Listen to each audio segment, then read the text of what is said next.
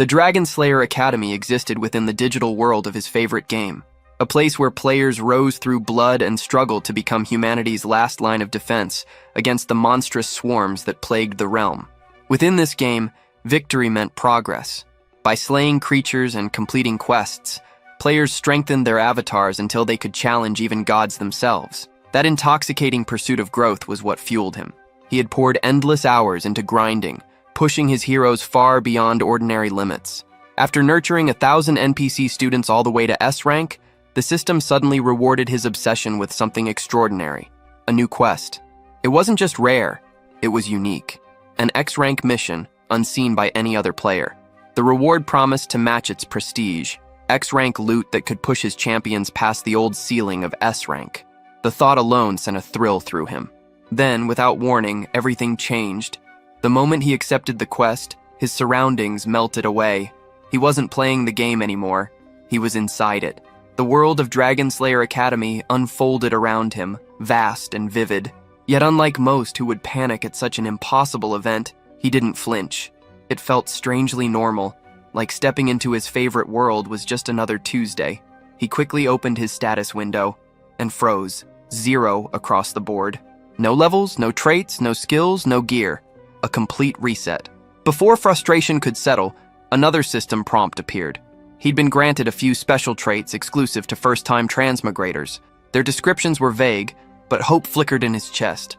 Maybe these traits would help him grind back up, reclaiming the strength he once wielded. Then came the tutorial.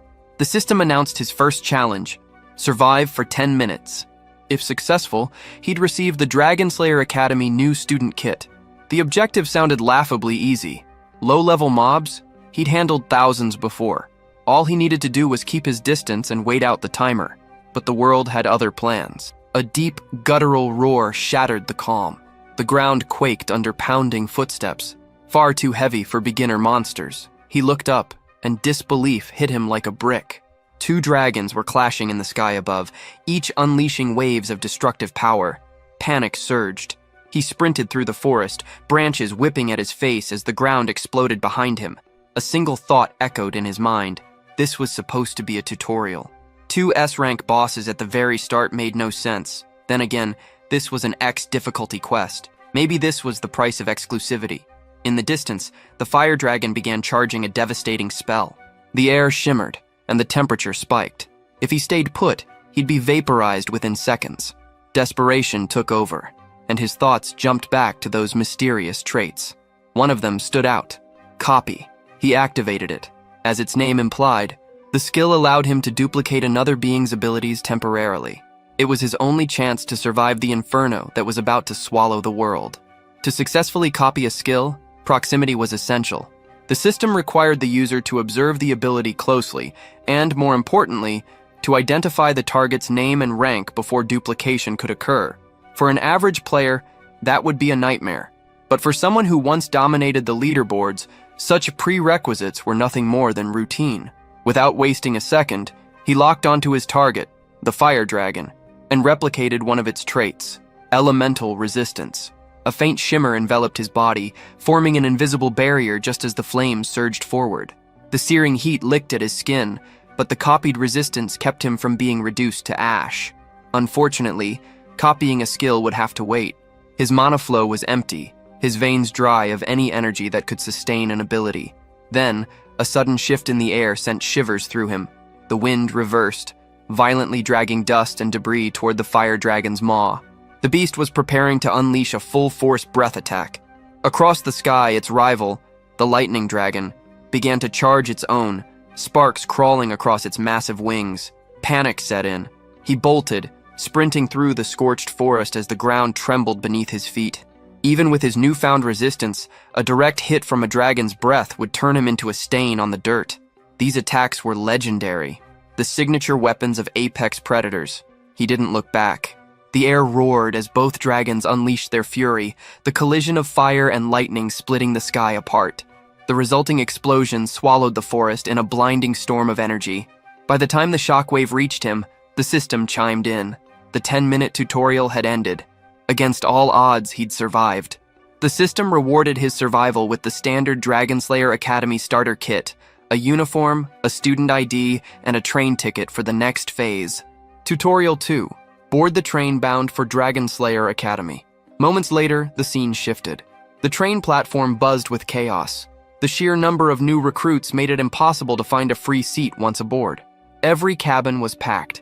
In one corner, a young man carrying a katana politely asked a passenger to make space. His request was met with absolute silence. The girl occupying the seat was fast asleep, unbothered by the noise around her. That's when the new arrival, Kim Ho, stepped into the same cabin, scanning for an empty spot. He noticed the situation and, with casual confidence, asked the same girl for a seat.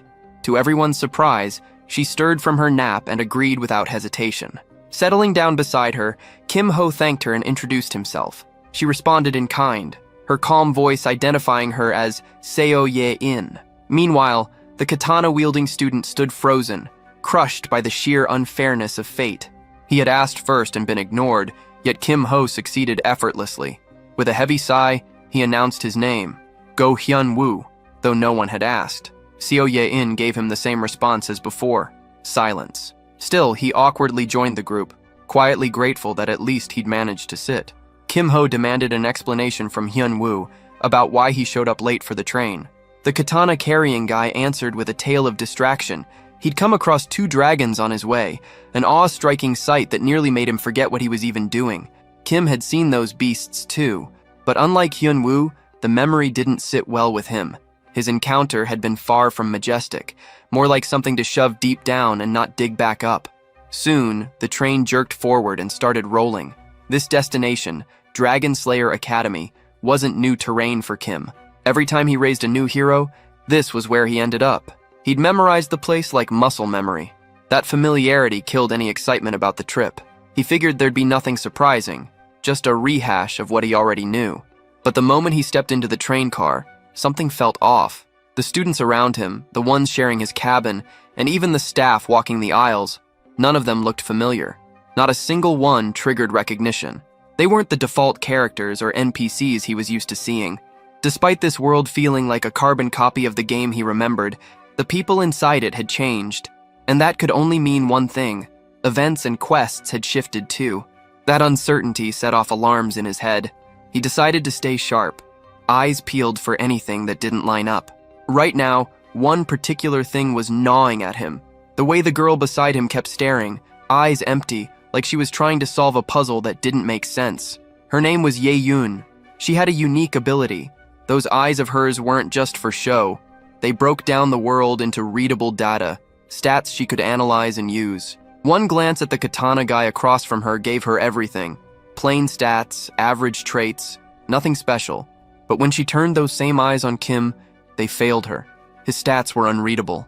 A void, like staring into a locked file with no key. That's why she kept looking at him like that, brows tight, completely stumped. Her manager once told her to act friendly with people who caught her interest, build rapport, get close. So she took that advice and popped open her suitcase. Inside were some essentials for the trip, and snacks. Trying to play the role of the friendly seatmate, she offered him a cookie.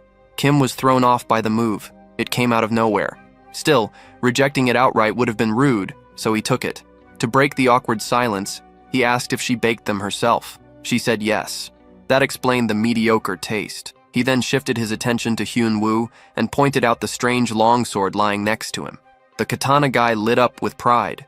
That blade, according to him, was no ordinary weapon. It was a sacred relic passed down in his martial sect. The reason it was still wrapped?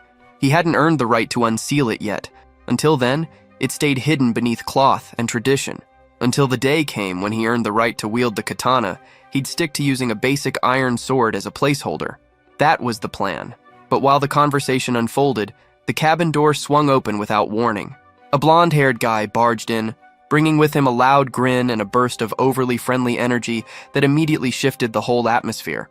Apparently, he was just looking for a seat, but Kim didn't buy it. Loud types weren't exactly his favorite, and this one gave off the wrong kind of vibe. It was obvious the guy wasn't here just to sit. He had another motive. The stranger, caught off guard by how fast his excuse fell apart, awkwardly reached into his coat, pulled out a business card, and introduced himself as Shin Byung-chul. This guy ran an errand business, or so he claimed. He offered to find anything, do anything, legal or not, for a price. Useful services for everyday life, he said. Kim wasn't impressed. He could already see straight through the pitch. This wasn't just some guy running a startup. It was a walking black market in a suit. Even now, he was under pursuit for promoting a shady operation inside a place that clearly didn't allow it. As Shin kept talking, he kept checking the windows, eyes darting like someone on the run.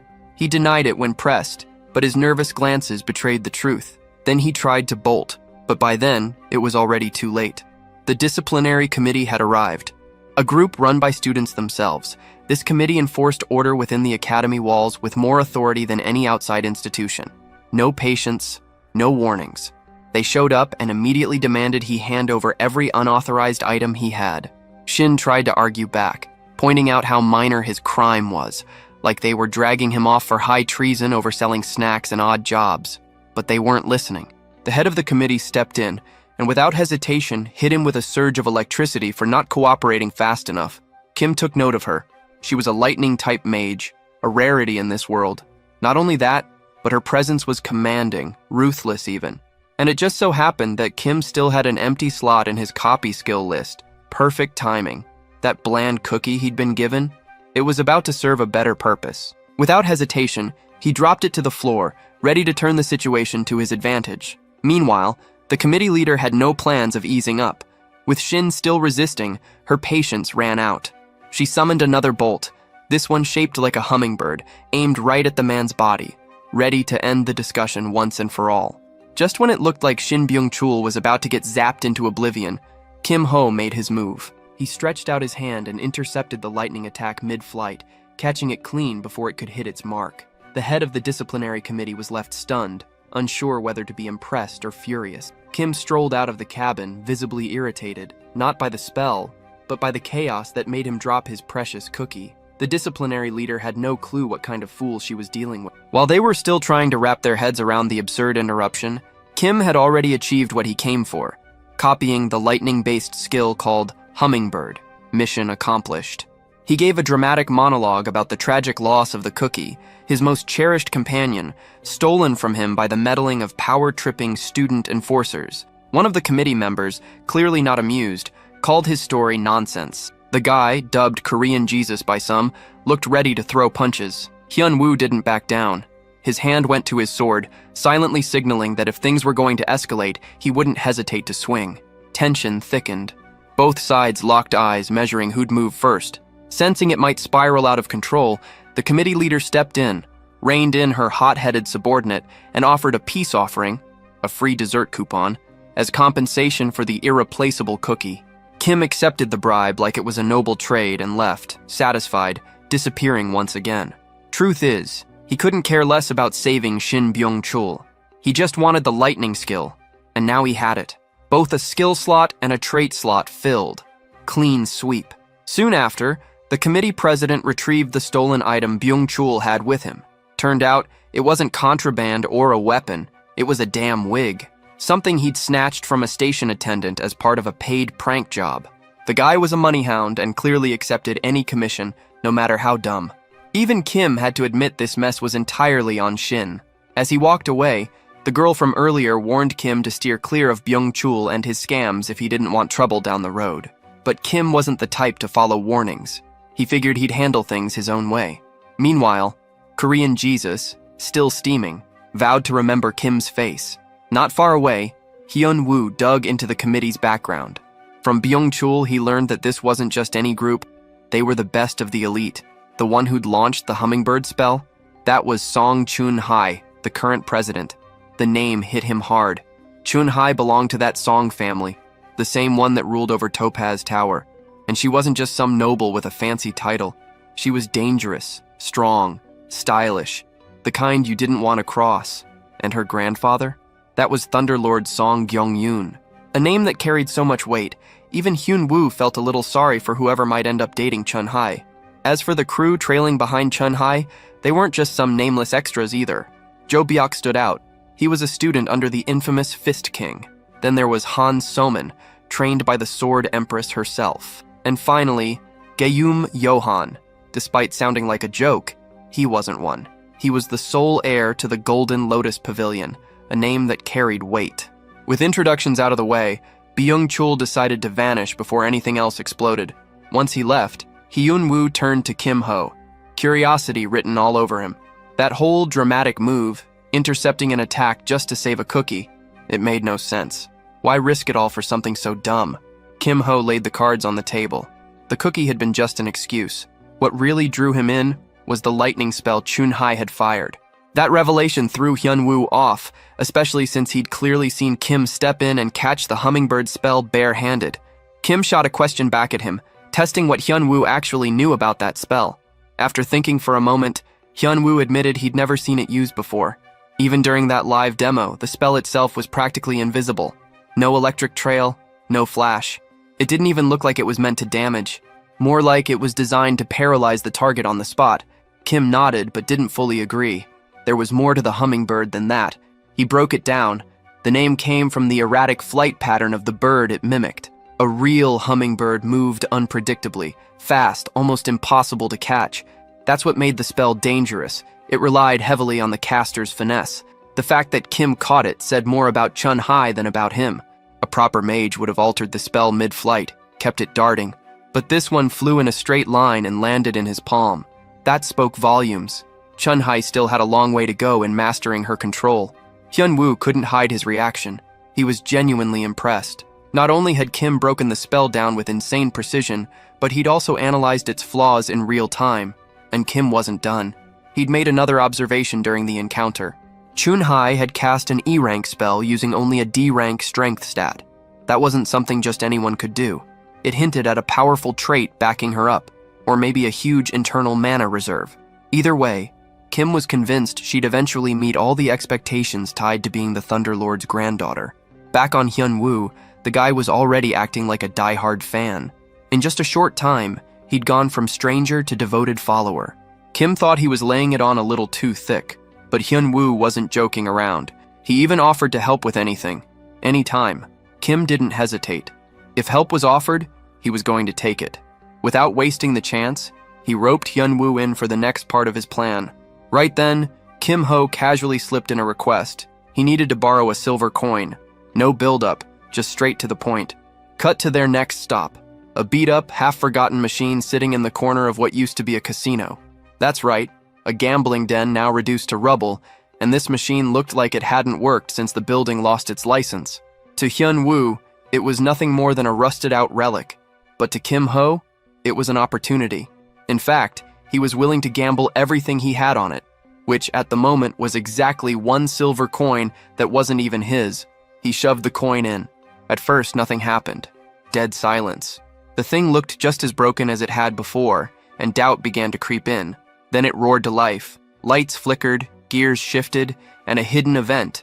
The broken slot machine sprang open. A familiar feature to Kim-ho, who'd already unlocked every achievement in the game version of this world. He didn't waste time, grabbed the lever, gave it a confident pull, and hoped the payout would be worth it. But all that fanfare led to a single result. A water bottle. No rare weapon, no legendary gear, not even one of those absurd joke items like the unyielding fork sword or the farmer's shotgun. Just a plain bottle of water. Hyun-woo stared in disbelief, unable to figure out what kind of scheme Kim was running here. Kim, on the other hand, immediately laid out the real issue. Messing with this machine was strictly against Academy rules. Anything obtained from it counted as an illegal gain. That meant they were breaking the law, plain and simple. Realization hit Hyun-woo hard. He was now an accomplice, acting as lookout while Kim spammed the slot lever for contraband loot. Kim figured they were safe. The committee rarely patrolled this area. Famous last words. Just moments later, Han So-min, yes, that Somin, appeared right on cue. She didn't hesitate to remind them what messing with the machine meant. Demerits. Serious ones. The tables had turned. Fast. Kim-ho whispered instructions. Stall her. Hyun-woo didn't flinch. Somin warned him he'd be punished too, but he didn't care. In fact, he welcomed it. Sword drawn, he looked eager to test his strength against a disciple of the Sword Empress herself. Somin didn't hold back. She took note of his name, gave no more warnings, and charged. Her first attack came in heavy and fast. A solid forward thrust. Hyun-woo blocked it cleanly, then swung back with a counterstrike. She dodged with ease. A pause followed, brief but tense. Then Somin gathered energy into her blade, and everything about her movement changed. She launched forward with blinding speed, kicked off the ground, and hurled herself downward, channeling her entire weight into a crushing vertical strike. Soman's attack came down hard, so much so that Hyunwoo had to brace with both hands just to block it. From the sidelines, Kim Ho kept a close eye on the clash, quickly noticing a key issue. Hyunwoo was struggling, not because of skill, but because he lacked internal energy. That deficit was dragging him down, but Kim wasn't ready for the fight to end. He came for entertainment, not a quick finish. With a swift motion, he cast an amplification spell toward Hyunwoo, forcefully boosting the swordsman's magic core from E rank to C. The spell wasn't permanent. 1 minute duration, 1 hour cooldown. Still, that 1 minute was all Hyunwoo had, and he needed to make it count. As the timer ticked down to 14 seconds, Kim Ho's attention briefly drifted. He thought back to slot machines and why most players avoided them. Too random, too risky. But there was a hidden mechanic, something buried in the system that few ever discovered. A guaranteed jackpot on the 6th spin, a failsafe, just like a gacha game's pity counter. Most players started the game with 5 coins. Kim had now used his 5th. The 6th? That one would guarantee the best reward in the machine. All he needed was 1 more coin, the one he borrowed from Hyunwoo. He dropped it into the slot. The machine clanked and whirred, then spat out its highest tier prize, a rank C dark ice crystal. Dangerous, volatile, and potentially lethal if misused. But the reward was real. Before he could celebrate, trouble crept up behind him. A blue-haired attacker, silent and quick, moved in to strike from Kim Ho's blind spot. But Kim had already accounted for that. Right on cue, Hyunwoo intercepted the attack, knocking it off course. But the cost was high. His iron sword shattered on impact. The buff expired. Soman was expecting him to collapse or retreat, but instead, she watched Kim Ho uncork the crystal and drink it. Warning label be damned. The system responded instantly, applying a frozen status across his entire body. His breathing ceased, his throat tightened. He looked like he was choking to death, like a real-time reenactment of Joffrey's infamous demise. But the freezing effect glitched, toggling on and off in a constant loop. He wasn't dying. And then, as if nothing had happened, Kim Ho stood up. Calm, steady, untouched. Both Soman and Hyunwoo stood frozen for real, completely stunned by what they'd just witnessed. Right after the chaos settled, Hyunwoo turned to Kim Ho, asking what exactly he'd just consumed. Kim, without hesitation, claimed it was a mana-replenishing elixir. Simple, clean, totally misleading. But let's rewind to the truth behind that 6th spin. That final roll of the slot machine dropped the dark ice crystal, one of the most dangerous items a beginner could ever stumble upon. Just a shard smaller than a fingernail was enough to turn a person into a frozen statue. Instant death, no delay. Think of it as Medusa's petrification, but willingly ingested. It wasn't just risky, it was straight up suicidal. Except, for Kim Ho, it wasn't. He was the exception, thanks to his S-rank elemental resistance, the same broken trait he earned from slaying an S-rank dragon during his tutorial. That resistance put his body in a loop, constantly applying and nullifying the frozen status. The result? Complete immunity. Not only that, the dangerous energy packed into the crystal was now his to use freely, without any of the drawbacks. As for how he got away with it in front of the disciplinary committee, he pulled out the manipulator playbook, full gaslight mode, smooth explanations, half-truths, enough technical jargon to throw them off. It worked. Hyunwoo, meanwhile, felt content. Helping Kim out gave him a chance to duel Soman, a rare opportunity for any swordsman. And Kim made sure to thank him, because without that borrowed coin, the jackpot wouldn't have happened. Still curious, Hyunwoo asked about that amplification spell Kim had used during the fight, but Kim turned him down. The spell wasn't something he could spam. It had cooldown restrictions, and even Hyunwoo had to admit, anything that powerful needed a limit. While the two discussed magic and close calls, Yane, their sleepy-eyed companion, was barely keeping up with the conversation. She'd been dozing off for most of the trip. Their train started to slow, approaching the final stop, Dungeon Island. This place had a history drenched in blood. Once a lawless zone ruled by criminals and violence, it became legendary thanks to one man, the original Dragon Slayer. He wiped out every criminal on the island, conquered the endless dungeons single-handedly, and laid the foundations of a new city built on top of the chaos. From that city rose the Dragon Slayer Academy, a sanctuary for building elite warriors. The train pulled in. As they stepped off, Hyunwoo was struck by the atmosphere. The academy grounds were overflowing with students. Every background, every walk of life, all gathered in one place. Before they could take it all in, they ran straight into Chun Hai. The committee leader hadn't forgotten. She wanted Kim Ho back in her office, immediately. The scene cut to the committee's interrogation chamber, a grim room known across campus for changing lives, and not in a good way. Anyone who entered that space rarely came out the same. That reputation wasn't exaggerated. The questioning started with a full-body scan. The goal was clear: confirm the effects of the dark ice crystal Kim Ho had swallowed earlier, but nothing registered.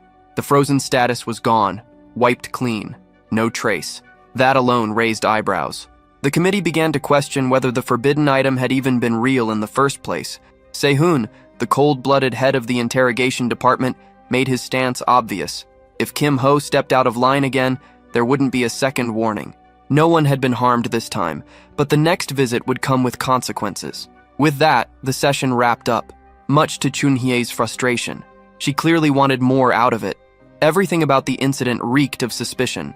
The kid had gone out of his way to activate the slot machine, a rule-breaking move on its own. Then he consumed a lethal item right in front of the council and somehow came out untouched. It didn't make sense. To Chun Hai, one explanation stood out. Kim Ho had to be hiding an illegal skill. She suggested using the magnifying glass, a specialized tool that could identify hidden traits and abilities. Sehun agreed, but added a warning. That method came with risk. If nothing turned up, they'd look like fools.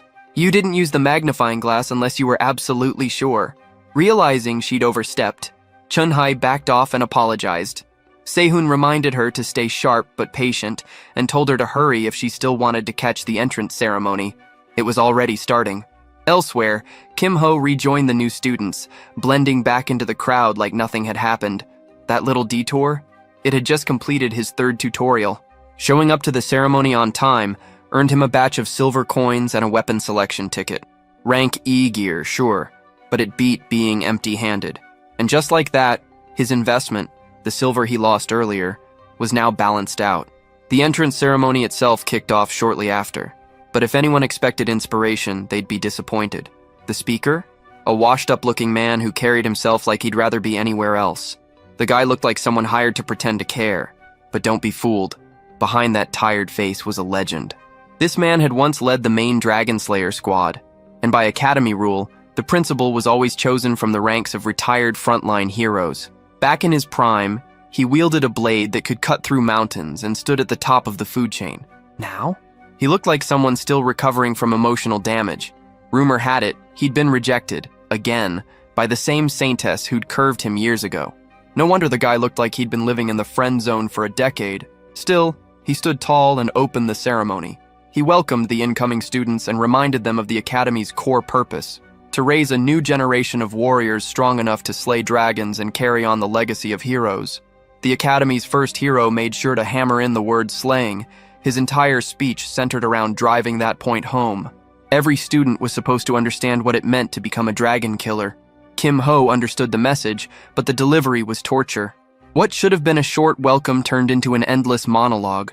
Half the crowd looked like they were on the edge of passing out. Eventually, the speech reached its end. Only Hyunwoo looked thrilled, glowing like someone who just had a life-changing moment. Everyone else, including Kim Ho, looked dead inside. Apparently, the swordsman had built a natural resistance to long-winded speeches after years of training under a master who loved to rant. The second phase of the ceremony started. The staff announced the new list of restricted items. Anyone caught holding one would face punishment. Then came the big announcement. All new students would face a trial in a dungeon's first floor, the safest zone. It was a way to test them early, without major risk. Instructor Four Eyes stressed the importance of safety and obeying the rules. With that, the ceremony finally ended. No one could believe it was actually over. It felt like surviving a mental dungeon. Right after, Byung-chul appeared again, casually inviting the trio out for food. Looked like he'd earned himself a new tattoo, probably got clawed by the creature he annoyed earlier. He warned them to enjoy the meal while they could. Tomorrow, everything changed. Later that night, Hyunwoo and Kim Ho found out they'd been assigned dorms right next to each other. While Hyunwoo got excited about that, Kim Ho stepped into his room with a different goal. No rest yet. He sat on the bed, crossed his legs, and entered a meditative state. The focus? Building a mana core. To use magic, one needed a core, an internal engine to channel mana. Kim-ho had never made one in real life, but he knew the theory like the back of his hand. He'd played this game enough times to memorize every system. On top of that, his body had already fused some mana with the dark ice crystal, giving him a head start. Next door, Hyunwoo was doing the same, sitting still, reflecting on every move and mistake from his fight with Sumin, the Sword Empress's disciple. Both were locked in silence, mentally preparing for what tomorrow had in store. She had been Hyunwoo's true opponent for a long time. Even though both of them held back during the duel, things would have been far messier if they'd fought at full strength. The only reason Hyunwoo lasted as long as he did was because Kim-ho stepped in and boosted his core mid-fight. That intervention stretched the battle far beyond what should have been possible. Hyunwoo couldn't shake the impression. Kim-ho felt more like a master than a peer. The guy always stayed calm under pressure, dissected every situation like he was 5 steps ahead, and carried an edge that couldn't be taught. That's why Hyunwoo found himself stuck at a crossroads. Could he really trust him? Could he ask for help? But he dropped the thought quickly.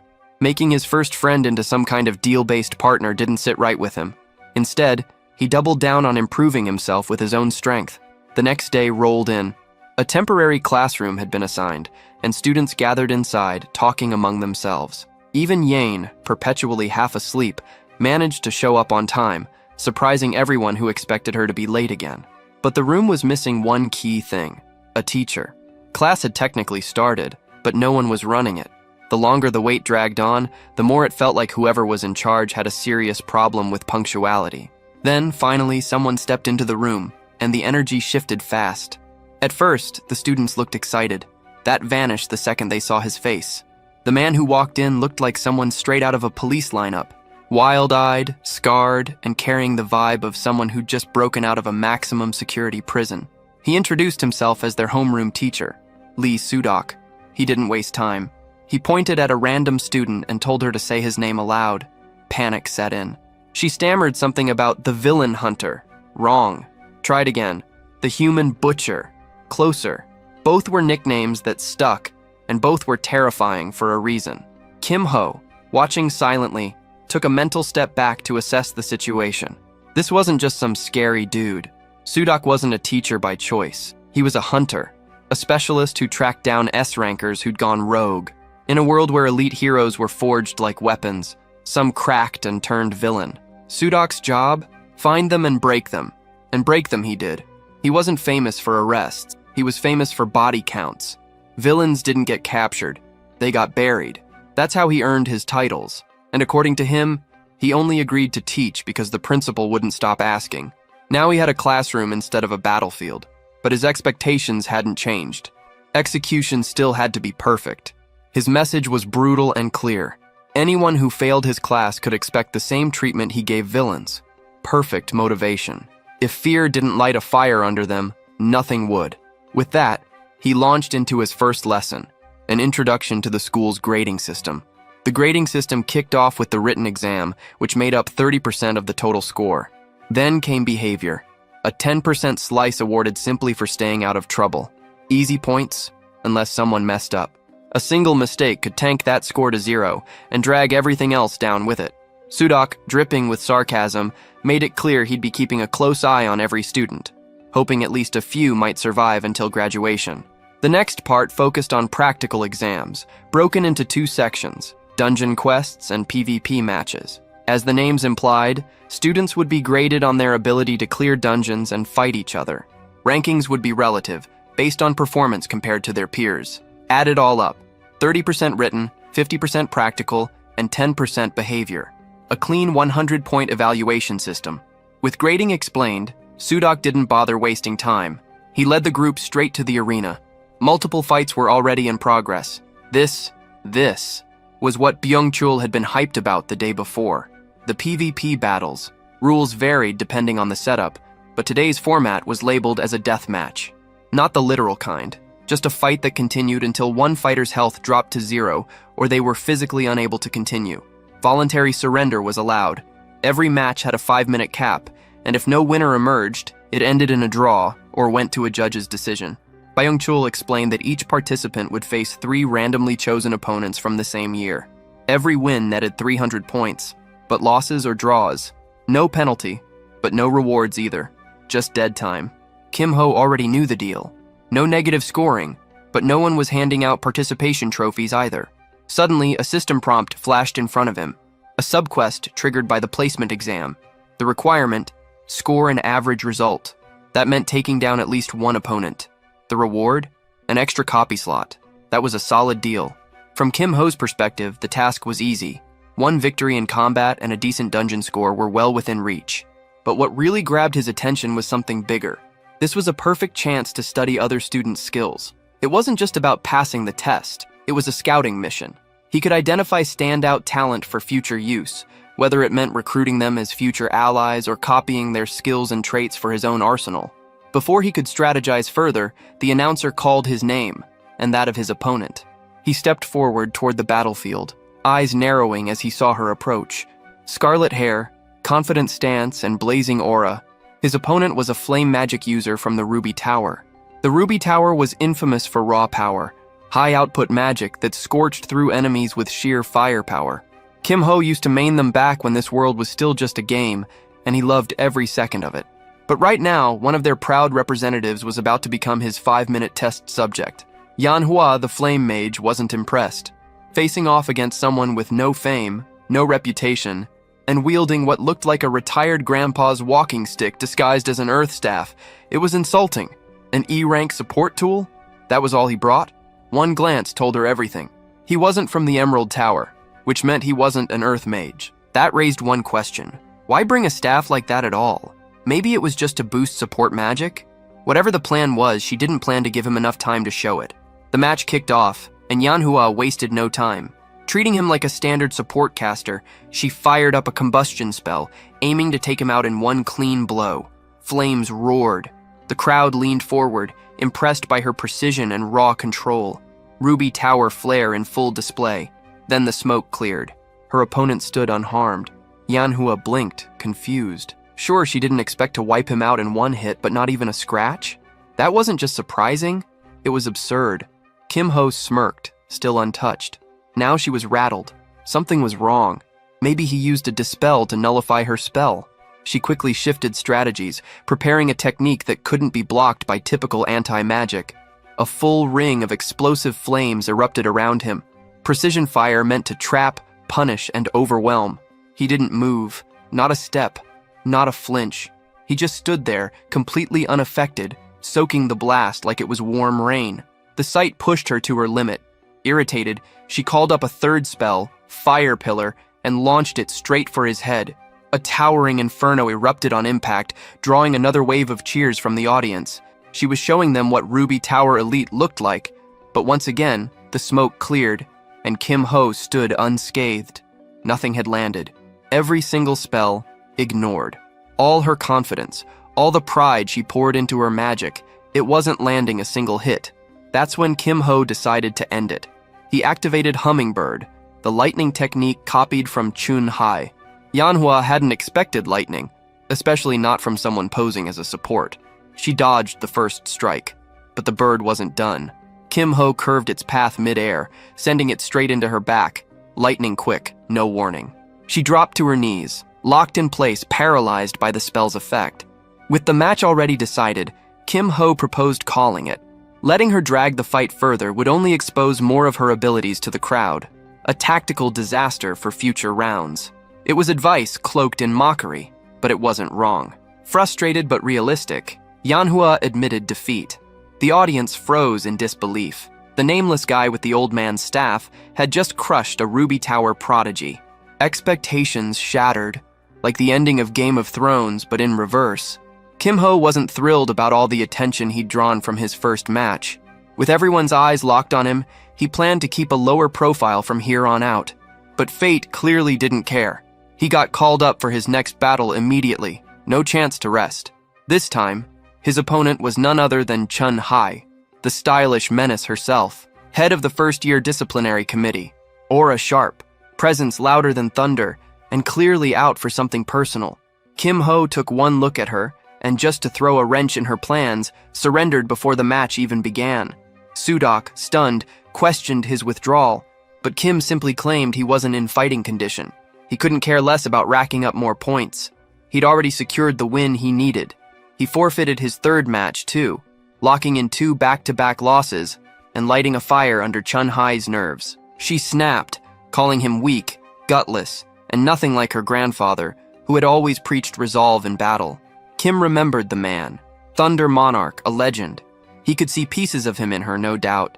And sure, in a normal context, her words might have carried weight. But not here, not for him.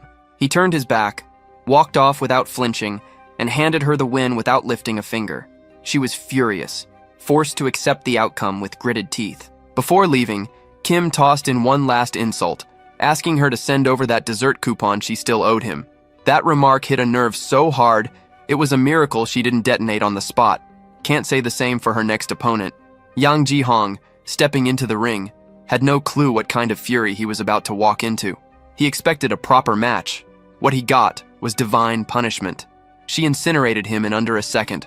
Lightning strikes straight from Zeus himself. His body hit the ground before the audience could even blink. The burns were brutal, her aura terrifying. Byung-chul watched from the sidelines and instantly understood. Kim Ho made the smartest move possible by ducking that fight. The man may be reckless, but he wasn't stupid. Chun-Hai, though, wasn't done glaring. She cast a burning stare in Kim Ho's direction, side-eye so intense it could melt armor. Byung-chul noticed. Everyone noticed. Kim Ho? Either he didn't see it or he didn't care. He admired her entrance. Power, dominance, flash, classic Thunderlord blood. But while the audience was dazzled by her destruction, the rest of the student body wasn't so forgiving. They weren't impressed with Kim's tactical retreats. To them, it looked like the guy got lucky in his first fight and backed out of the next 2 out of fear. Exactly what he wanted. Let them talk. Let the rumors spread. Misleading them into thinking he was some lucky amateur gave him the freedom he needed to move in silence. Sometimes bad press was the best cover. Meanwhile, Chun-Hai was cued for her final match, and this one had real heat. Her opponent? Seo Yeon, the Academy's rumored gun prodigy, daughter of Korea's very own John Wick. The reveal turned heads. A gun duelist versus a mage was a matchup worth watching. And in this case, it wasn't just hype. Gunners had real tactical edge when dealing with spellcasters. The crowd started to doubt her. Could Chun-Hai actually lose? Kim Ho didn't commit to a prediction. Not yet. The fight was still unwritten, and he'd be watching. To make things more entertaining, Kim Ho threw 5 silver coins on the line, betting on the outcome of the upcoming duel. True to form, Byung-chul, the greedy little rat, accepted without hesitation. The match kicked off. On one side stood Chun-Hai, the composed and intimidating granddaughter of the Thunderlord. On the other, the cold, unreadable gun duelist, Seo Yeon. From the start, Yeon went on the offensive, unleashing a storm of amplified bullets. Chun-Hai didn't flinch. She blocked every shot with ease, just as Kim Ho expected. Her mana pool was massive, and he knew it. Then came the retaliation. Chun-Hai summoned a swarm of hummingbird spells. The electric projectiles flew toward Yeon, who stayed locked in her firing stance. She dodged both birds initially, but Chun-Hee redirected them mid-flight, just like Kim Ho had done before. One of them clipped Yeon's face, stunning her and sending her crashing to the floor. It wasn't a clean hit. If it had been, the match would have ended on the spot. Still, it slowed her just enough. With her movements dulled by the shock, the second strike was all but guaranteed. Everything was falling into place exactly how Kim Ho had calculated. Chun-Hai was seconds away from finishing the match. Then, the unexpected. Yeon dropped a smoke grenade. The thick smoke burst up, blinding Chun-Hai's line of sight. Kim Ho raised an eyebrow. No ordinary grenade could have landed on someone like her, but this one did. With visibility cut off, the tide of battle shifted. Through the haze, Yeon repositioned and fired, landing a clean shot on Chun-Hee's back. It looked like a direct hit, but just before it connected, Chun-Hae had raised a barrier. Still, she'd been caught off guard. She knew she was in a dangerous position now. Yeon lined up another shot, and Byung-chul pointed out something else. This girl wasn't just skilled, she was rich. That invisibility cloak she wore wasn't standard gear. Neither was the high-end rifle just pulled out.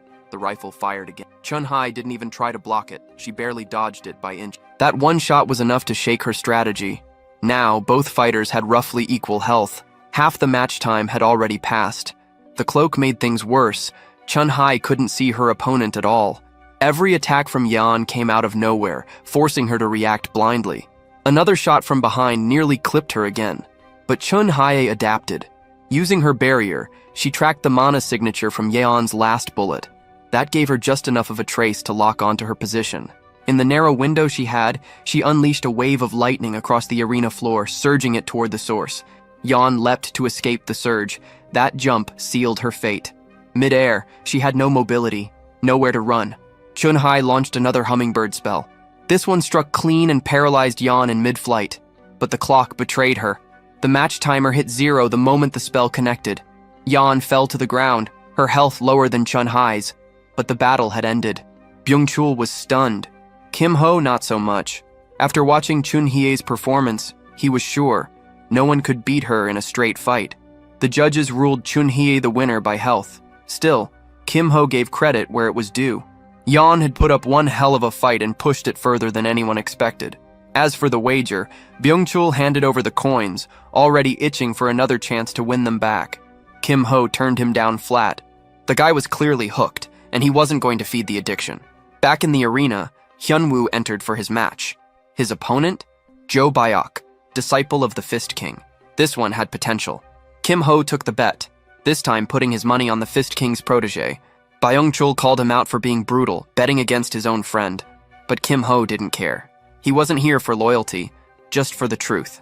Naturally, the gambling addict didn't get the message. But Kim Ho didn't bother explaining further. He'd figure it out soon enough. Shifting to Hyunwoo's perspective, the pressure was on.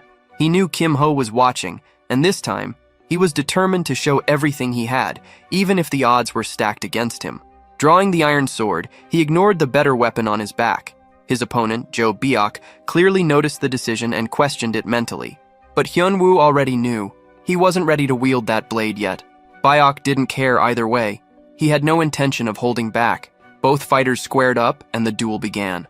Byok struck first, slipping past Hyunwoo's initial slash and immediately launching a devastating punch. The speed and power were no joke. Even though Hyunwoo managed to block it, the sheer impact sent his body flying. Reality hit fast. His opponent was the real deal. Basic swordplay wasn't going to cut it. Byok didn't let up. Like a human missile, he propelled himself forward again, ready to end it. Hyunwoo decided to meet him head-on, drawing on his clear-stream sword technique to try and break through. It didn't work. Their clash ended in disaster for him. The iron sword shattered instantly under the pressure of Byok's blows. Defenseless, Hyunwoo admitted defeat without hesitation.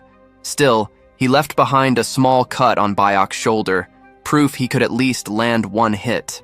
Byok acknowledged it and looked forward to a rematch, just like Kim Ho predicted. From the moment he saw Hyunwoo back on the train, he knew. The guy had talent, but that pathetic iron sword was holding him back. At this point, it was becoming a pattern. Every fight ended with a broken blade. Byung-chul, meanwhile, was crushed. Another bet lost. Another blow to his already sad silver stash. Kim Ho didn't let up, expecting payment immediately. With his coin pouch running dry, Byung-chul was offered another option: information. Kim Ho made it clear. If he couldn't pay in silver, he'd better cough up something useful. Later, the trio grabbed lunch while waiting for the next round of testing. According to the announcer, a raid placement exam was scheduled after the break. As they sat together, Kim Ho grew increasingly irritated watching Byung-chul slowly chew through his food like it was a meditation ritual. Finally, the guy finished and asked what Kim wanted. Kim Ho went straight to the point. He wanted details on the top players from each faction. Byung-chul didn't mind sharing. He didn't think the intel was all that valuable anyway. Now, let's break down the Academy's 4 major factions. Not counting the official student council, of course. There was the Murom Alliance, a martial arts powerhouse led by none other than Mo Yong-jun, the grandson of the Sword Saint. Then came the Magic Tower Society, represented by the Ruby Tower's own Hong Yun-hwa, the same girl Kim Ho had steamrolled earlier in his match, despite her now being revealed as a high-ranking figure. Honestly, the school felt more like a crossover between 4 completely different Manhwa universes smashed together under one roof. Third on the list was the Guild Federation, led by Druid Park Na-ri, famous not just for her position, but also for her tiger-striped cat that somehow commanded as much attention as she did. According to rumors, Another member in her guild was secretly hiding their full strength, making the faction even more unpredictable. And finally, there was the Knight's Order. Leading them was none other than Lee Sang-yoon, the Swordmaster's son. If that didn't sound like a Manhwa protagonist's title, nothing else would. Honestly, it felt like Jin-Run Candle had reincarnated into this academy.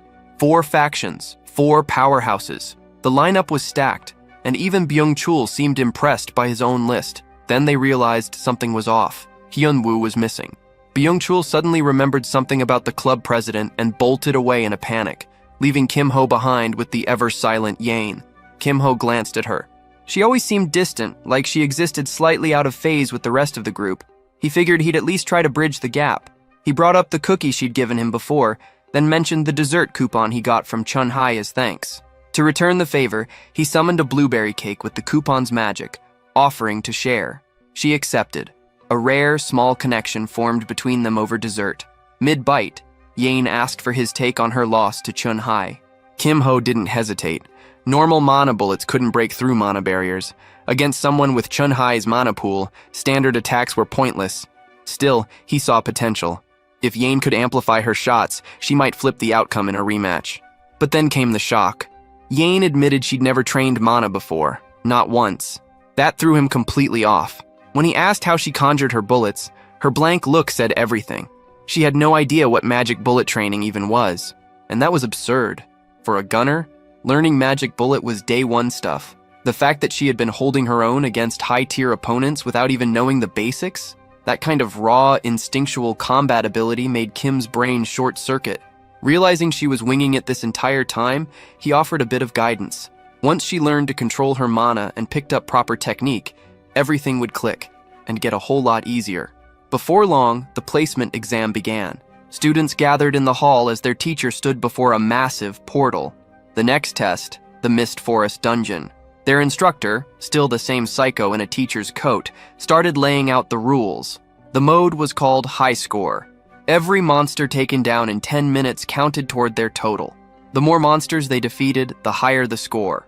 Simple on paper, brutal in practice. The second rule was called the Fixed Zone, essentially a rank-locked zone where everything, from gear to traits to the core itself, dropped to F rank. It meant no fancy advantages, no overpowered weapons, just raw skill.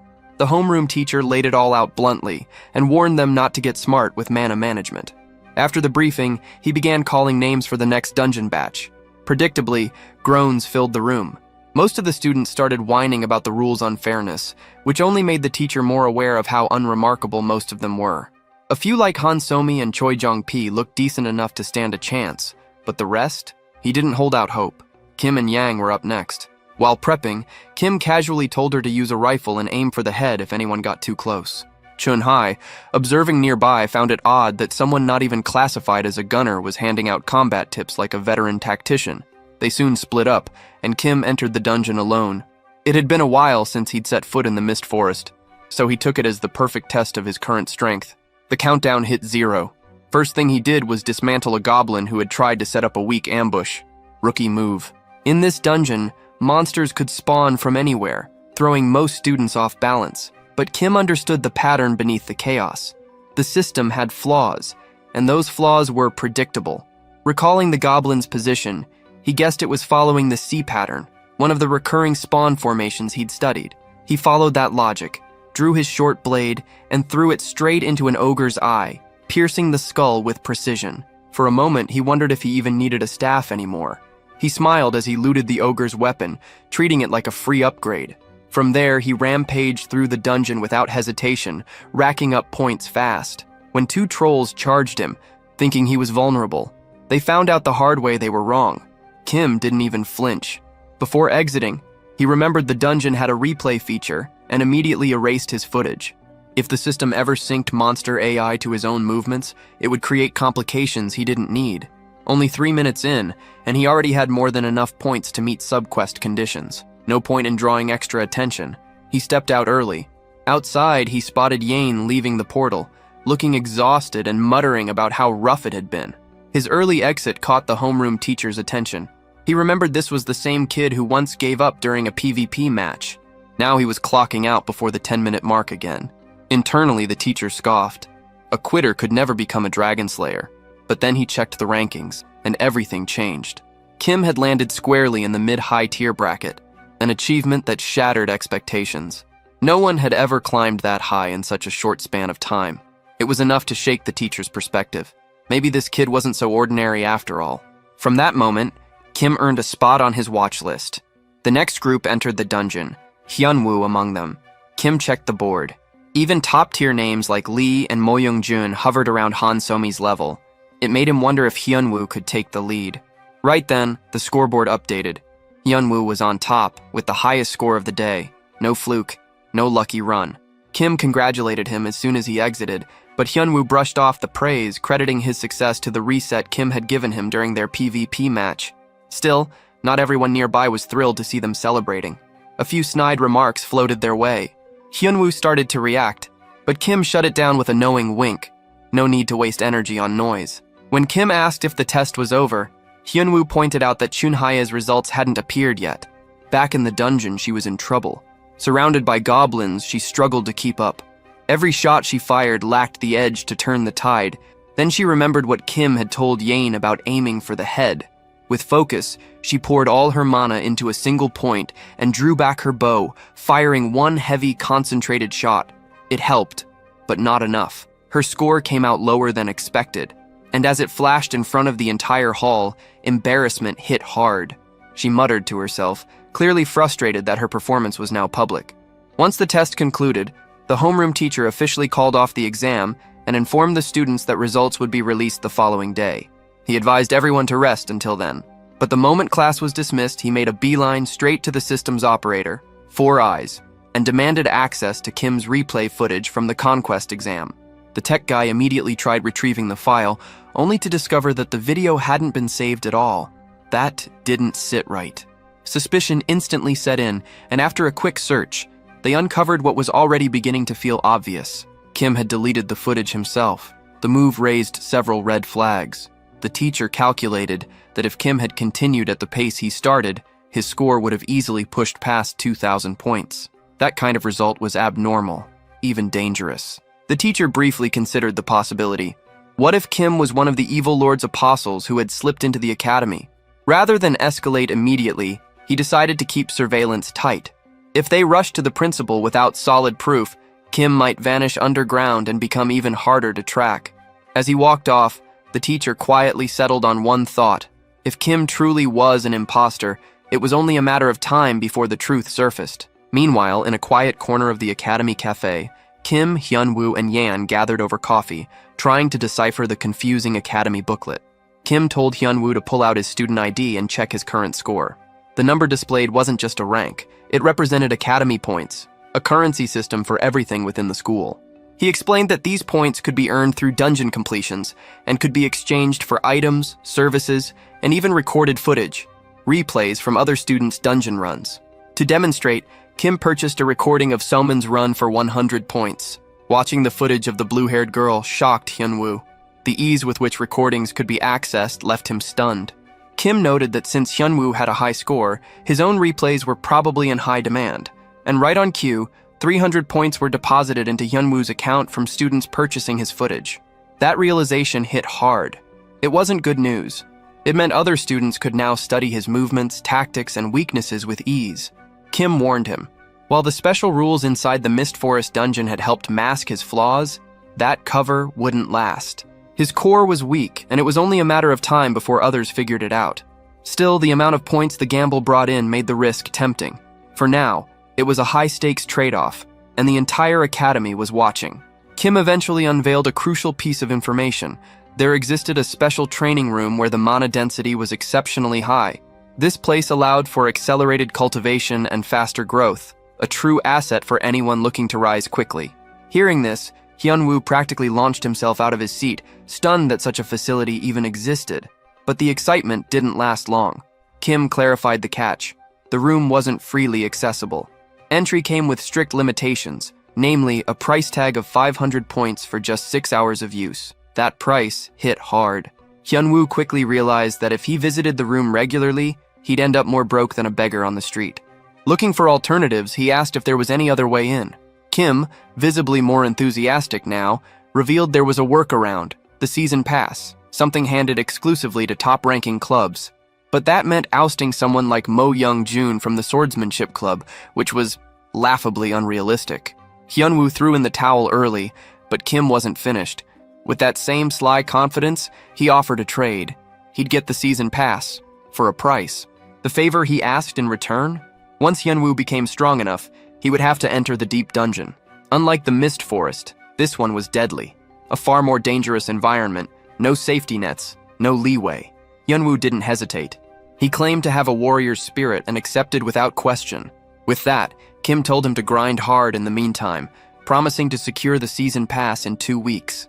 Later that day, Kim paid a visit to the engineering workshop to pursue another one of his signature under-the-table deals. Inside the dimly lit room, a shut-in upperclassman was already buried in work, barely acknowledging the new presence. Kim greeted him with forced politeness, stating his intention to join the Magic Engineering Club. The senior wasn't amused. He wanted to know why Kim bypassed Workshop 1 and came directly to Workshop 4. Kim, playing the fool, replied that the Workshop 1 folks had sent him here, instantly irritating the guy. The senior, clearly fed up, told him to speak quickly and get out. While the engineer turned his back, Kim took the chance to assess him, B rank in magical engineering, and that was all Kim needed.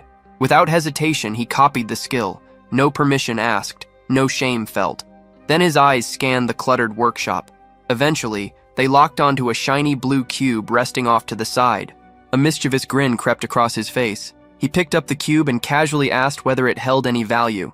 The senior, without even looking, said it was junk, too complicated to replicate, too useless to bother with. Kim played it cool and offered a catalyst reagent in exchange, feigning guilt over taking something without giving anything in return.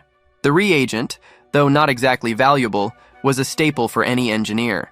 The senior agreed, even asking Kim to keep the deal quiet.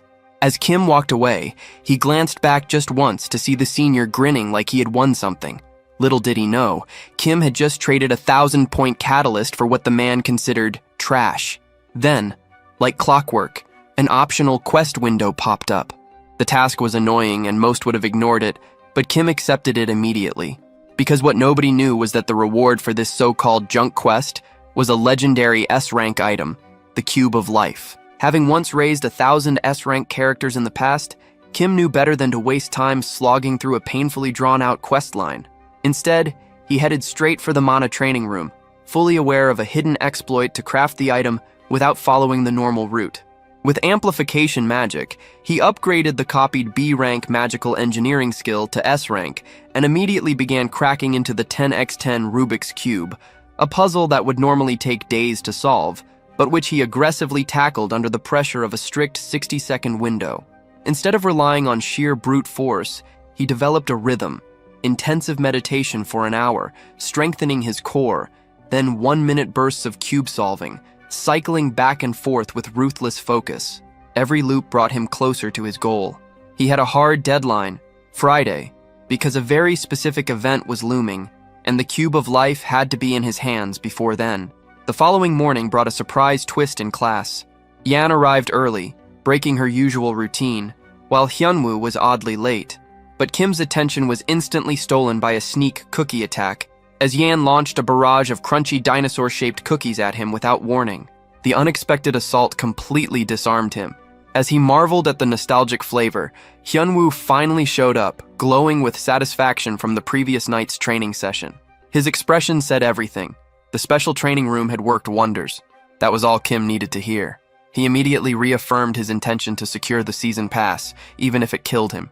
Meanwhile, Yane stood frozen, staring at Kim in despair, her heart silently cracking from the fact that he mistook her lovingly crafted bear cookies for dinosaurs. Moments later, the homeroom teacher entered and dropped a major update. All battles would now take place in the arena, and the match timer was being extended to 10 minutes. No more quick draws. Every second would have to be used strategically. The new rules also made it mandatory for every first year to participate in at least 3 matches by the end of the week, or suffer a steep penalty to their grade. Kim's reaction was immediate. A sly grin stretched across his face. This was what he had been waiting for. The opportunity to wipe out the competition had finally arrived. If you enjoyed this video, don't forget to give it a thumbs up, it really helps. And for more content like this, make sure to subscribe and hit the notification bell so you don't miss any updates. Let me know in the comments if you'd like to see another part. I'd love to hear your thoughts. See you next time. Bye-bye. Sometime later, the boy who had been following Kim Ho was pinned against a wall by someone. Upset, he complained about how unfair the situation was. A short-haired boy with an angry and demanding look scolded him harshly. He said that his older brother from the disciplinary committee had been defeated by a thief. He then blamed the two brothers for damaging his family's name. Nearby, the girl who had also been following Kim Ho was kneeling on the ground with one hand raised. Still furious, the short-haired boy mocked the fact that even a large group had failed to defeat a well-known coward. After letting the boy go, the short-haired boy walked away, called him pathetic, and sighed in disappointment. Later, the same short-haired boy sat on a wooden chair and admitted that he had felt something was wrong from the start. A blue-haired girl standing beside him suggested that they should meet Kim Ho in person. She was Ha Soo-yeon, the leader of the Nature Club and a member of the Guild Alliance. The short-haired boy, Mak Young-hwa, leader of the Emerald Magic Tower, agreed with a calmer expression that they should meet him. He added that the honor of the Emerald Magic Tower had already fallen badly. He believed that the strange box Kim Ho had was not enough to recover their standing, and that Kim Ho had to pay for ignoring their group. Meanwhile, the green-haired boy who had been following Kim Ho struggled to get back on his feet. He begged for another chance and insisted that he would make up for his failure. Mak Young-hwa rejected him coldly and questioned whether he even had the right to ask for another chance. Even so, the green-haired boy did not back down. He explained that he had only been caught off guard and pleaded for one more opportunity. Mak Young-hwa looked at him sharply and warned that if he failed again, he would be expelled from the club. He then asked whether he still wanted that chance. The green-haired boy replied with confidence that he could win. Mak Young-hwa, sounding both supportive and threatening, said that he would lend him his golem. He warned that this time he had to defeat his opponents completely. Grateful, the green-haired boy bowed and swore that he would win. Later, the scene moved to the training ground in the Goblin Swamp. Kim Ho and his friend Seo-yeon ran through a group of goblins. Kim Ho told her that since it was only training, there was no need to hurry. She simply agreed. As Kim Ho looked at his system panel, he thought about how to get the best reward in both the solo and duo dungeons. The panel showed a subquest called Second Week Strategy Battle, where the goal was to clear the dungeon within the week. The rewards changed depending on the remaining time, with separate targets for solo and duo runs. For your next rewrites, I can keep it even closer to the original sentence weight. Seeing that, Kim Ho realized he had to clear both challenges within 1 minute. At that moment, two goblins appeared in front of them. As he looked at them, Kim Ho judged that the solo dungeon would not be a problem, but the duo dungeon was another matter. He thought that sharing the patterns with Seo-yeon would make things easier, but it would not help her improve. Without noticing what he was thinking, Seo-yeon simply attacked the goblins with magic bullets. Still studying the situation, Kim Ho understood that helping her in that way would not let her grow. He decided that she needed to learn through real practice. Then another goblin appeared, carrying a large sword. A system notification appeared and identified it as a strong enemy, the submerged goblin. Kim Ho and Seo-yeon both stopped in front of it. With a light smile, Kim Ho asked whether she wanted to avoid the goblin like in their first practice or try to catch it. Seo-yeon hesitated for a moment, then asked whether catching it would give points. Kim Ho confirmed that defeating a boss monster would grant an extra 120 points. Hearing that, she chose to try catching it.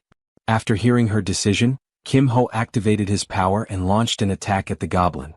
He encouraged her and made it clear that he would support her. The goblin raised its large sword to block, but the attack still hit and threw it back, shaking its whole body. Then Seo-yeon suddenly appeared behind Kim Ho, holding her gun aimed at the goblin. She clenched her teeth in frustration. She fired at the goblin, but the bullet did nothing. Instead, it only made the goblin more irritated.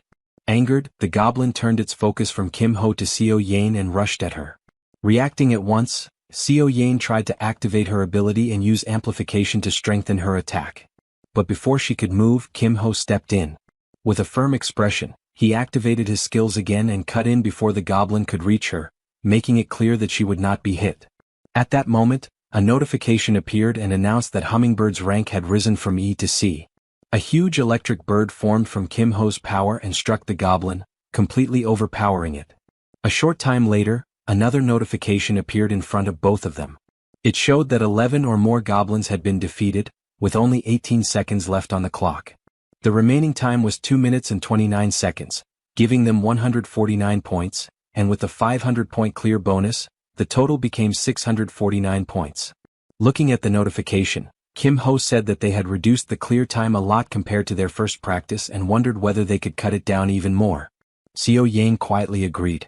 Then, with a blank look, she turned to him and asked for another special lesson on magic bullets. Kim Ho smiled to himself, noticing that she had a hidden competitive side and that having trouble against a boss monster had clearly bruised her pride. He then suggested ending the practice and going to the training center. Seo Yang agreed right away with clear excitement. Later, the scene moved to the shooting range inside the training center. There, Kim Ho started teaching her a new skill. He explained that even though her magic bullets and gun were excellent, she was still treating them like simple tools instead of fully using what they could do. As he held a magic bullet in his hand, he said he would show her a better way to understand the skill. He told her to imagine that her hand itself was a magic gun, since that would make the idea easier to understand. Kim Ho then showed her how to fire a magic bullet at a target dummy. He explained that by gathering mana and releasing it at the right moment, it was possible to recreate the effect of a magic bullet. He encouraged Seo Yang to try the method with only her hand first. Later, she followed his instructions and tried to guide her mana to her fingertips, as if pulling it upward. But the energy suddenly flew backward, which startled her. Kim Ho, excited by her attempt, urged her to try the motion again without using a real magic bullet. He explained that success would simply mean pushing the mana outward. After encouraging her, he told her to keep practicing while he went to get dinner items. But she quickly stopped him, searched her pocket and pulled out a black card, offering it to him as something useful. The moment he saw the card, Kim Ho was clearly surprised and realized that she came from a rich family.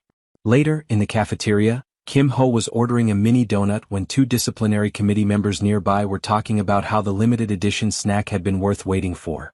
Then one of the girls noticed Kim Ho and greeted him with excitement, which made the other girl ask who he was. Kim Ho answered casually, but the pink-haired girl from the committee showed clear annoyance and questioned why he was there. Still, she quickly changed her thinking and realized that this was a good chance to confirm something. She stepped toward him and asked to see his hand, which caught him by surprise. He questioned why she suddenly wanted to look at it. At the same time, her thoughts started racing.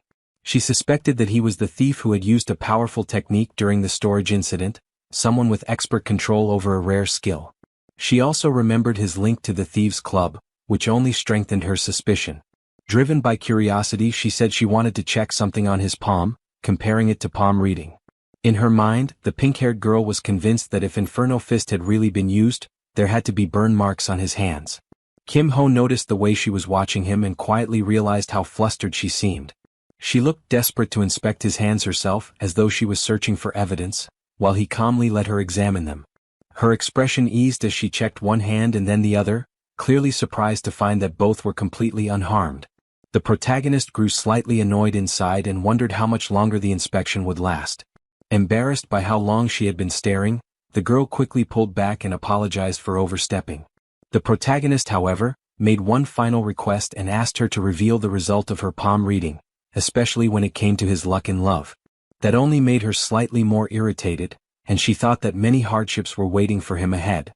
The protagonist quietly smiled to himself, realizing that she and the others were still trying to figure out who had caused the temporary storage incident. He felt relieved, thinking that by avoiding her suspicion just enough, he had managed to stay safe for the moment. The next day, the protagonist and his friend Seo Yang were at the training ground, running toward the forest as usual. They moved together in step, following the same routine they had practiced the day before.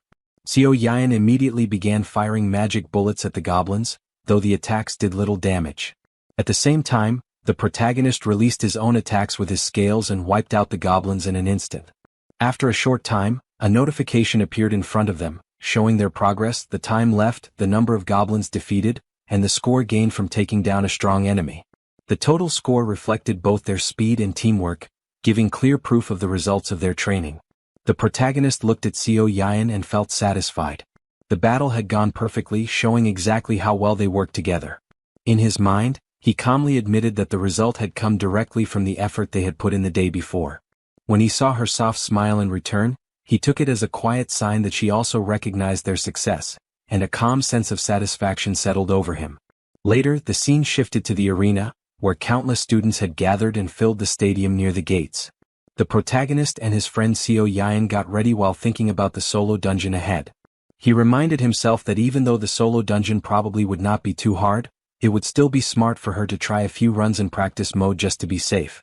After clearing the duo dungeon, he felt confident in his own skill, ready to handle the challenge alone and finally turn his attention to his personal quests. As soon as he stepped through the portal, a notification appeared and announced their entry into the goblin swamp. Without any delay, he activated his power and threw a punch into the air, instantly defeating the monsters in front of him. Even inside an artificial dungeon, he realized that controlling his strength was harder than expected. Another notification then appeared and showed their progress. It listed the number of goblins defeated, the strong enemies taken down, the remaining time, and the total score including bonuses. Satisfaction spread through him as he saw the strong results, and he quietly decided to delete the replay before leaving. At the end, one last notification confirmed the completion of the second week strategy subquest, displaying both the solo and duo dungeon times along with improved rewards. As he checked the details, he saw that the reward had already been fixed at the highest grade, so there was nothing left to consider. The system then told the protagonist to choose his reward, presenting options that strengthened recovery and buff type skills, debuff and illusion type skills, and wind type skills. From the beginning, he had been aiming for the trait that matched his chosen path perfectly. Soon, a green bowl of wind formed in front of him, showing the flexible support role he had now taken on. A notification appeared and confirmed that he had obtained the trait skill, officially establishing him as a wind-type supporter. After stepping out of the portal, the protagonist was approached by the familiar short-haired boy, Manhwa, the deputy head of the Emerald Magic Tower, along with the blue-haired girl, Hasuyun of the Great Nature Club. They suggested going somewhere more private to talk. Later, in the cafeteria, Hasuyun started by apologizing for what had happened before, though the protagonist admitted that he had also acted too quickly. The talk soon changed direction when she showed interest in the special item he had. Realizing what they actually wanted, the protagonist brought out the cube. At once, the green-haired girl's small dark cat reacted and rushed toward the cube before curling up inside it. The sight confirmed that the item was real, leaving the short-haired boy briefly speechless. The green-haired girl noticed the kitten inside the cube and tried to call it back out, but the protagonist calmly told her to leave it alone. The blue-haired girl watched the scene with interest and pointed out how drawn the kitten seemed to the cube.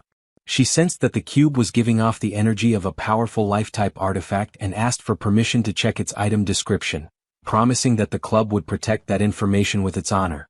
Seeing no real problem with that, the protagonist agreed. The short-haired boy showed clear shock as he read the cube's description and realized that its effect was 1.3 times stronger than normal stored life-type items. The blue-haired girl was also visibly stunned. Amazed by how absurdly powerful the item was, she then asked whether he was willing to sell it. The protagonist, however, stayed vague and only admitted that the cube had great value. The short-haired boy became more forceful and stressed that the true worth of such an item could only come out in the hands of someone capable, urging him not to waste it. The protagonist found their eagerness amusing and quietly appreciated how direct they were being. Even so, he kept himself composed and said that he could not decide so easily. Still curious, the blue-haired girl urged him to name his terms and promised they would try to meet his demands. The protagonist then stated his conditions with confidence. He asked for season passes to the special engineering room, including one princess single-season pass, items equal to 3 more passes, and a blank skill book. The short-haired boy reacted at once with visible anger, slamming his hand on the table because he believed the demands were far too greedy. As the negotiation continued, the blue-haired girl weighed the conditions in her mind. She felt that asking for the season pass was reasonable, but the blank skill book seemed excessive. Sensing their hesitation, the protagonist stepped back and suggested dropping the deal. Just as he was about to leave, the green-haired girl spoke from the back and revealed that she actually had one of those blank skill books. She admitted that she had not used it yet, since she had no proper skill to imprint on it and would probably leave it in her inventory forever. Looking at her beloved kitten, she smiled and noted how much it liked the cube. The blue-haired girl gave her approval, and the green-haired girl gratefully offered the blank skill book. Without delay, they handed over the item and quickly completed the trade. The protagonist appreciated how smoothly the exchange went, took the item and reflected on the success of the deal. The calm ended when a green-haired boy suddenly stood up, showing his anger and demanding a duel. The protagonist kept his composure and refused, dismissing the idea as unnecessary. The boy was shocked and insisted that duels were honorable, but the protagonist pointed out the irony of someone speaking of honor after ganging up on him with another person. Frustrated, the boy struggled to answer, but the protagonist simply walked away, saying that he had no intention of wasting time on pointless challenges and that the boy could brag as much as he wanted. Seeing a chance to push things further, the short-haired boy pulled out a card and announced a prize for the match, showing that the matter was not over. The card turned out to be a production VIP ticket, which immediately raised the stakes. The short-haired boy asked whether the duel was really not worth the protagonist's time, and the protagonist smiled and accepted the challenge. The green-haired boy left the choice of date to him, and the protagonist decided that 2 days later would be good, explaining that he needed that time to master something first. The short-haired boy, confident in his judgment, remarked that it was little time to design and learn a skill, telling the protagonist to do his best. Filled with excitement, the protagonist assured them that they could look forward to the result. 2 days later, the arena was full of spectators. The protagonist's friend sat among the audience, while the leader of the thief club appeared, concerned about the duel. She questioned why the protagonist had accepted, noting that Manhwa was likely full of tricks. Her brother replied that the protagonist must have believed he could win and had a strategy of his own. Even so, a sense of unease remained, leading the thief club leader to watch carefully for any unexpected tactics. Meanwhile, in the arena, the green-haired boy got ready for the duel, putting on his gloves and acknowledging the protagonist's courage for not backing down. The stage was ready, and the tension rose as the duel was about to begin. The protagonist recognized the stakes with a simple thought, noting that a VIP ticket was on the line and that there was no reason to refuse. From the audience, the short-haired boy reminded both sides that the duel would be recorded as a replay and could be viewed by anyone, and both the protagonist and the green-haired boy agreed. The signal to begin was given, telling both duelists to enter the arena. At once, a system notification appeared. The map was set to the dark zone. The rule was deathmatch with a 10-minute limit, and the score was shown at 100% for both Kim Ho and Kwak Ji Cheol.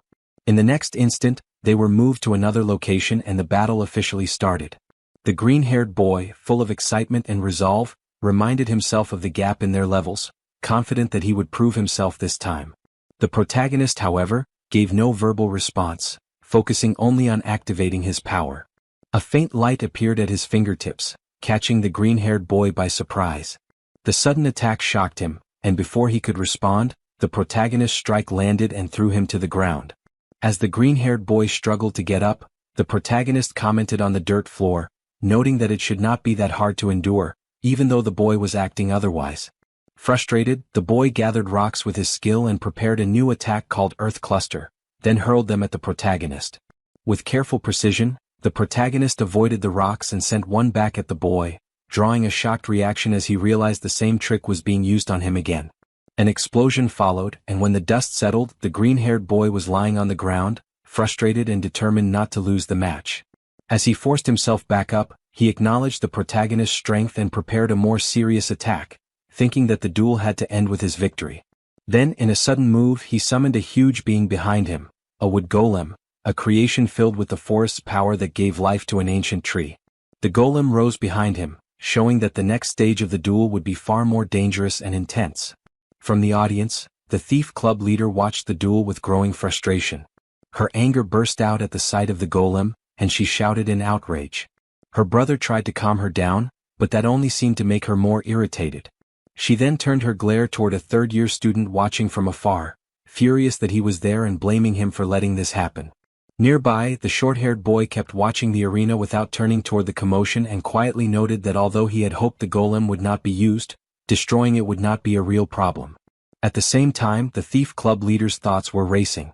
With so many people watching, the protagonist could not risk using his most dangerous attack, and she felt that maybe someone should step in. The protagonist, however, stayed calm, his face blank as he looked at the giant golem before him. His opponent, driven by excitement, expected to pressure him with threats, but the protagonist's thoughts were elsewhere, going back to 2 days earlier in the mana training room. He recalled his silent training sessions and thought about what kind of supporter was the most effective. He understood that the answer changed depending on the situation, which was why supporters existed in many forms, including healers, buffers, and debuffers. But for an all-rounder, he knew there was no better skill than the one he had chosen from the blank spellbook. Back in the present, the green-haired boy, determined to end the duel clearly, sent the golem at the protagonist. Calmly, the protagonist avoided the massive attack and used his skill to climb onto the golem. As he prepared to counter, he reflected on his choice. For someone trying to become a win-type support, copying this skill from a blank spellbook had been the most efficient and strategic decision. With one precise strike, the protagonist hit the golem and destroyed it at once. At the same time, a notification appeared before him showing the skill he had just used. Wind Force, a skill that infused physical force into wind, strengthened by the blessing of the west wind and further enhanced by Amplify. The scoreboard updated as well, clearly confirming his victory over Kwak Ji Cheol. From the audience, his friend burst into cheers, excited by the display of skill and speed. Watching the strong duel and seeing the golem fall brought great satisfaction and made the win feel even more impressive. Meanwhile, the short-haired boy, frustrated by the result, could not say anything. Soon after, the short-haired boy entered the arena and handed the protagonist the promised VIP production ticket. Accepting it calmly, the protagonist suggested keeping the replay of the duel private, reasoning that the Emerald Magic Tower would probably not want it made public. Members of the club, including the green-haired boy and the short-haired boy, reacted with irritation to the suggestion and asked what he wanted in return. The protagonist calmly replied that he only expected a small favor later. Without even looking at him, the short-haired boy agreed, and the matter was settled. As the two left the arena, the protagonist reflected to himself. Although he had presented the arrangement as generous, his real goal was simply to keep control of the replay and keep it private for his own reasons. The protagonist activated his skill again and watched the faint energy swirl around his hand with a satisfied smile. He thought about the effect of his new ability, Wind Force, and decided that the slower news of it spread, the more useful it would be for his strategy. A short time later, his friend approached and expressed admiration for his recent win. The protagonist responded by showing him the promised VIP pass, which completely caught his friend off guard. A short playful exchange followed, with the protagonist reminding his friend that he had said he would get it within 2 weeks. Before the moment could settle, the leader of the Thief Club approached, barely able to contain her excitement, and pressed him about the deal he had made with Ma Cheonghua while praising his skill in negotiation. The protagonist answered with an awkward laugh and brushed off the comment until she calmed down. As the conversation became more serious, the protagonist reminded her of the favor he had asked for earlier. The club leader acknowledged it, referring to the Magic Engineering Club, and said that they wanted to meet him soon. Internally, the protagonist realized that the timing was perfect, felt a surge of anticipation and prepared to meet them right away. The scene then shifted to Magic Engineering Workshop number 1. As soon as he entered, the protagonist could not help admiring the scale of the workshop. The atmosphere was completely different from the 4th workshop where he had obtained the cube. This place gave off a far more polished and impressive feeling. A boy approached him and immediately confirmed his identity. The protagonist recognized him as Bong Jae-suk, a third-year student and the head of the Magic Engineering Club. The boy said that he had already heard the details from Dang Cheong and motioned for the protagonist to follow him to the club room, moving with clear urgency. The protagonist noticed the haste but followed without complaint.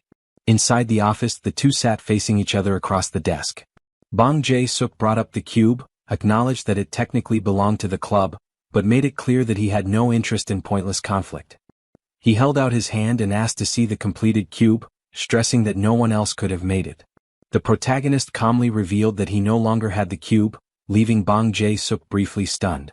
He explained that he had left it in nature's care for safekeeping. That answer frustrated the senior, and he stood up, declaring that the meeting had been a waste of time. Before leaving, the protagonist pulled out some papers, catching Bong Jae-suk off guard. It became clear that he had not come empty-handed, leaving the senior briefly speechless and interested. The boy was instantly shocked when he saw the papers. His eyes widened as he realized that the documents contained the blueprint for the 10 by 10 by 10 cube, and he stared at the sheets while sweating. He pointed out the careful details shown in every design, though he quickly realized that the blueprint was incomplete. Excitement took over, and he demanded to know whether the protagonist had the rest of it. Calmly, the protagonist assured him that the rest had been kept safe. The boy, eager and slightly out of breath, pressed him to state his terms. The protagonist gave only one condition: access to the equipment in workshop number 1. The senior thought about it briefly, then agreed to allow him to use it during the day, with exclusive access from midnight until early morning. The protagonist handed over more papers in return and the deal was made. After receiving the remaining sheets, the boy's tone changed, and he asked whether the protagonist had considered joining the Magic Engineering Club. The protagonist let out a soft laugh and politely declined, and the senior accepted that with understanding. He encouraged the protagonist to keep producing blueprints of that level and offered him access to leftover workshop materials if he needed them. With a final nod, he left, leaving the protagonist alone. The protagonist watched him leave with a faint smile, quietly appreciating how direct the exchange had been. In his mind, he thought that the foundation was now in place, marking the real start of his preparations to craft a terminal-grade weapon. At the infirmary, the disciplinary committee was busy with its work. A member wearing glasses leaned toward the short-haired boy and urged him to rethink his decision. The short-haired boy, however, stayed firm and asked why he should. The glasses-wearing member continued, pointing out how few first-years could even stand against a golem, much less a third-year student. The short-haired boy replied that, difficult or not, the incident had damaged Emerald's reputation. The other boy admitted that his own sibling had gone too far, but questioned whether the protagonist had truly acted alone. Frustration showed on the short-haired boy's face. He demanded to know whether the disciplinary committee was interfering in Emerald's matters, and the glasses-wearing member calmly replied that he was only asking for a fair judgment. After a tense silence, the short-haired boy finally asked what exactly they wanted. The other boy answered simply, give the protagonist a chance. He proposed a 2-month trial, during which the protagonist's ranking, specifically Kwak Ji Cheol's, would decide the result. The glasses-wearing boy agreed, saying that 2 months was more than enough. As the short-haired boy walked away, he muttered something sharply and then glanced back, calling out the name Song Chun-hai. Hidden behind a wall, the pink-haired girl from the disciplinary committee had overheard everything. Awkwardly, she stepped out and asked if he had known she was there. The glasses-wearing boy smirked and revealed that he had already noticed her sneaking into the arena stands. He asked about the result of the fight and whether she thought she could defeat the protagonist herself. She admitted that she could not say for sure. He then asked whether she had checked the protagonist's hands. Flustered, she confirmed that she had carefully examined both hands and had found no scratches. The glasses-wearing boy paused and thought to himself that if the protagonist had really used Inferno Fist, there was no way he could have recovered that quickly. Had he judged him wrong? The doubt remained, but he knew there was still more to find out. Then he suddenly remembered the protagonist he had faced, and frustration rose inside him. In his mind, he repeated that arrogant look as if everything was beneath him. It was hard for him to believe that it was not the same person. Turning back to the girl, the glasses-wearing boy apologized and said that he would need her to keep working on this. She tightened her fist and answered that there was no need for an apology.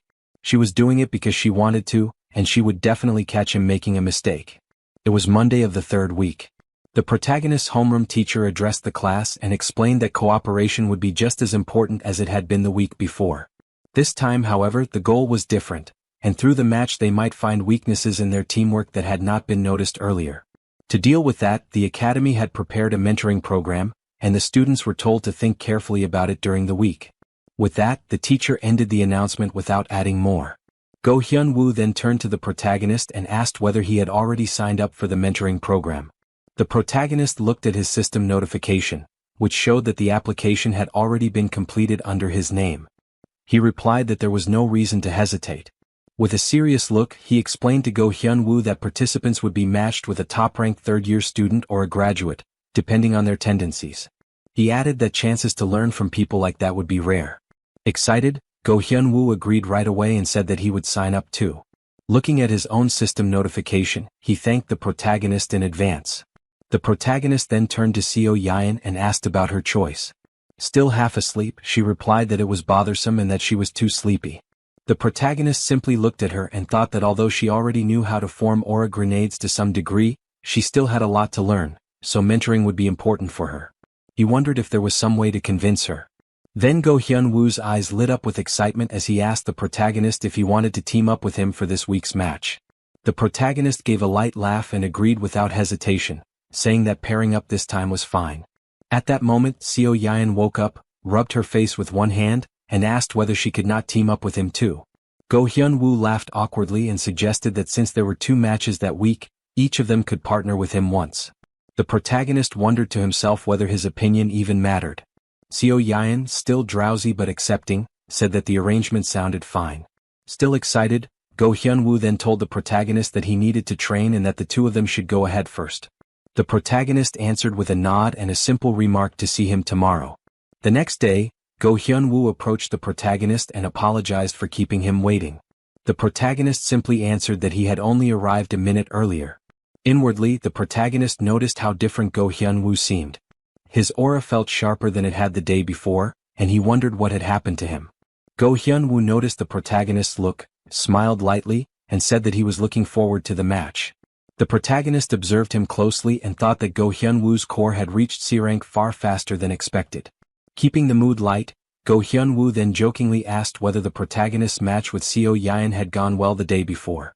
The protagonist rubbed his head awkwardly and admitted that they had won, but said nothing more. The scene then moved to the arena, where the protagonist stood facing two opponents, a red-haired girl and a boy holding a shield. The protagonist looked at the red-haired girl and thought back to their previous match. He remembered that the opponent they had faced the day before was Hong Hyun-woo, a rising talent from the Ruby Magic Tower. He had already expected that Seo Yeon would not be able to match someone at that level yet, but the result had been even more one-sided than he had feared. At the same time, a notification appeared before him, showing Seo Yeon's performance rate falling from 81% to 78%, then to 74%. Seeing that, he thought to himself that his worst expectation had come true in the end. Meanwhile, Seo Yeon was aiming her gun at them from a distance and carefully adjusting her position. Watching her, the protagonist realized that she had no defensive ability at all. Without hesitation, he rushed forward, gripping his staff tightly. As he closed the distance, he activated his skill, and blue energy gathered in his hand. He struck the boy with the staff and sent him flying backward. Seeing that, the red-haired girl became clearly tense and frightened. The protagonist stood firmly in front of her, with his staff pointed straight at her and ready to face her. Later, while checking his system panel, the protagonist thought about how he had somehow managed to handle everything, even encouraging Seo Yeon to join the mentoring program. But despite that, she had shown no interest.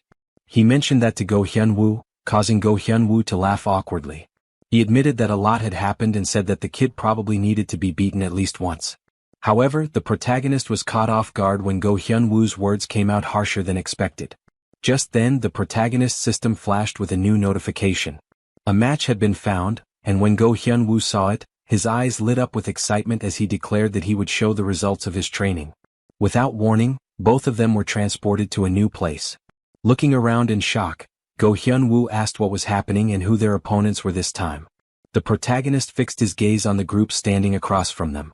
It was Seo Yeon and her team.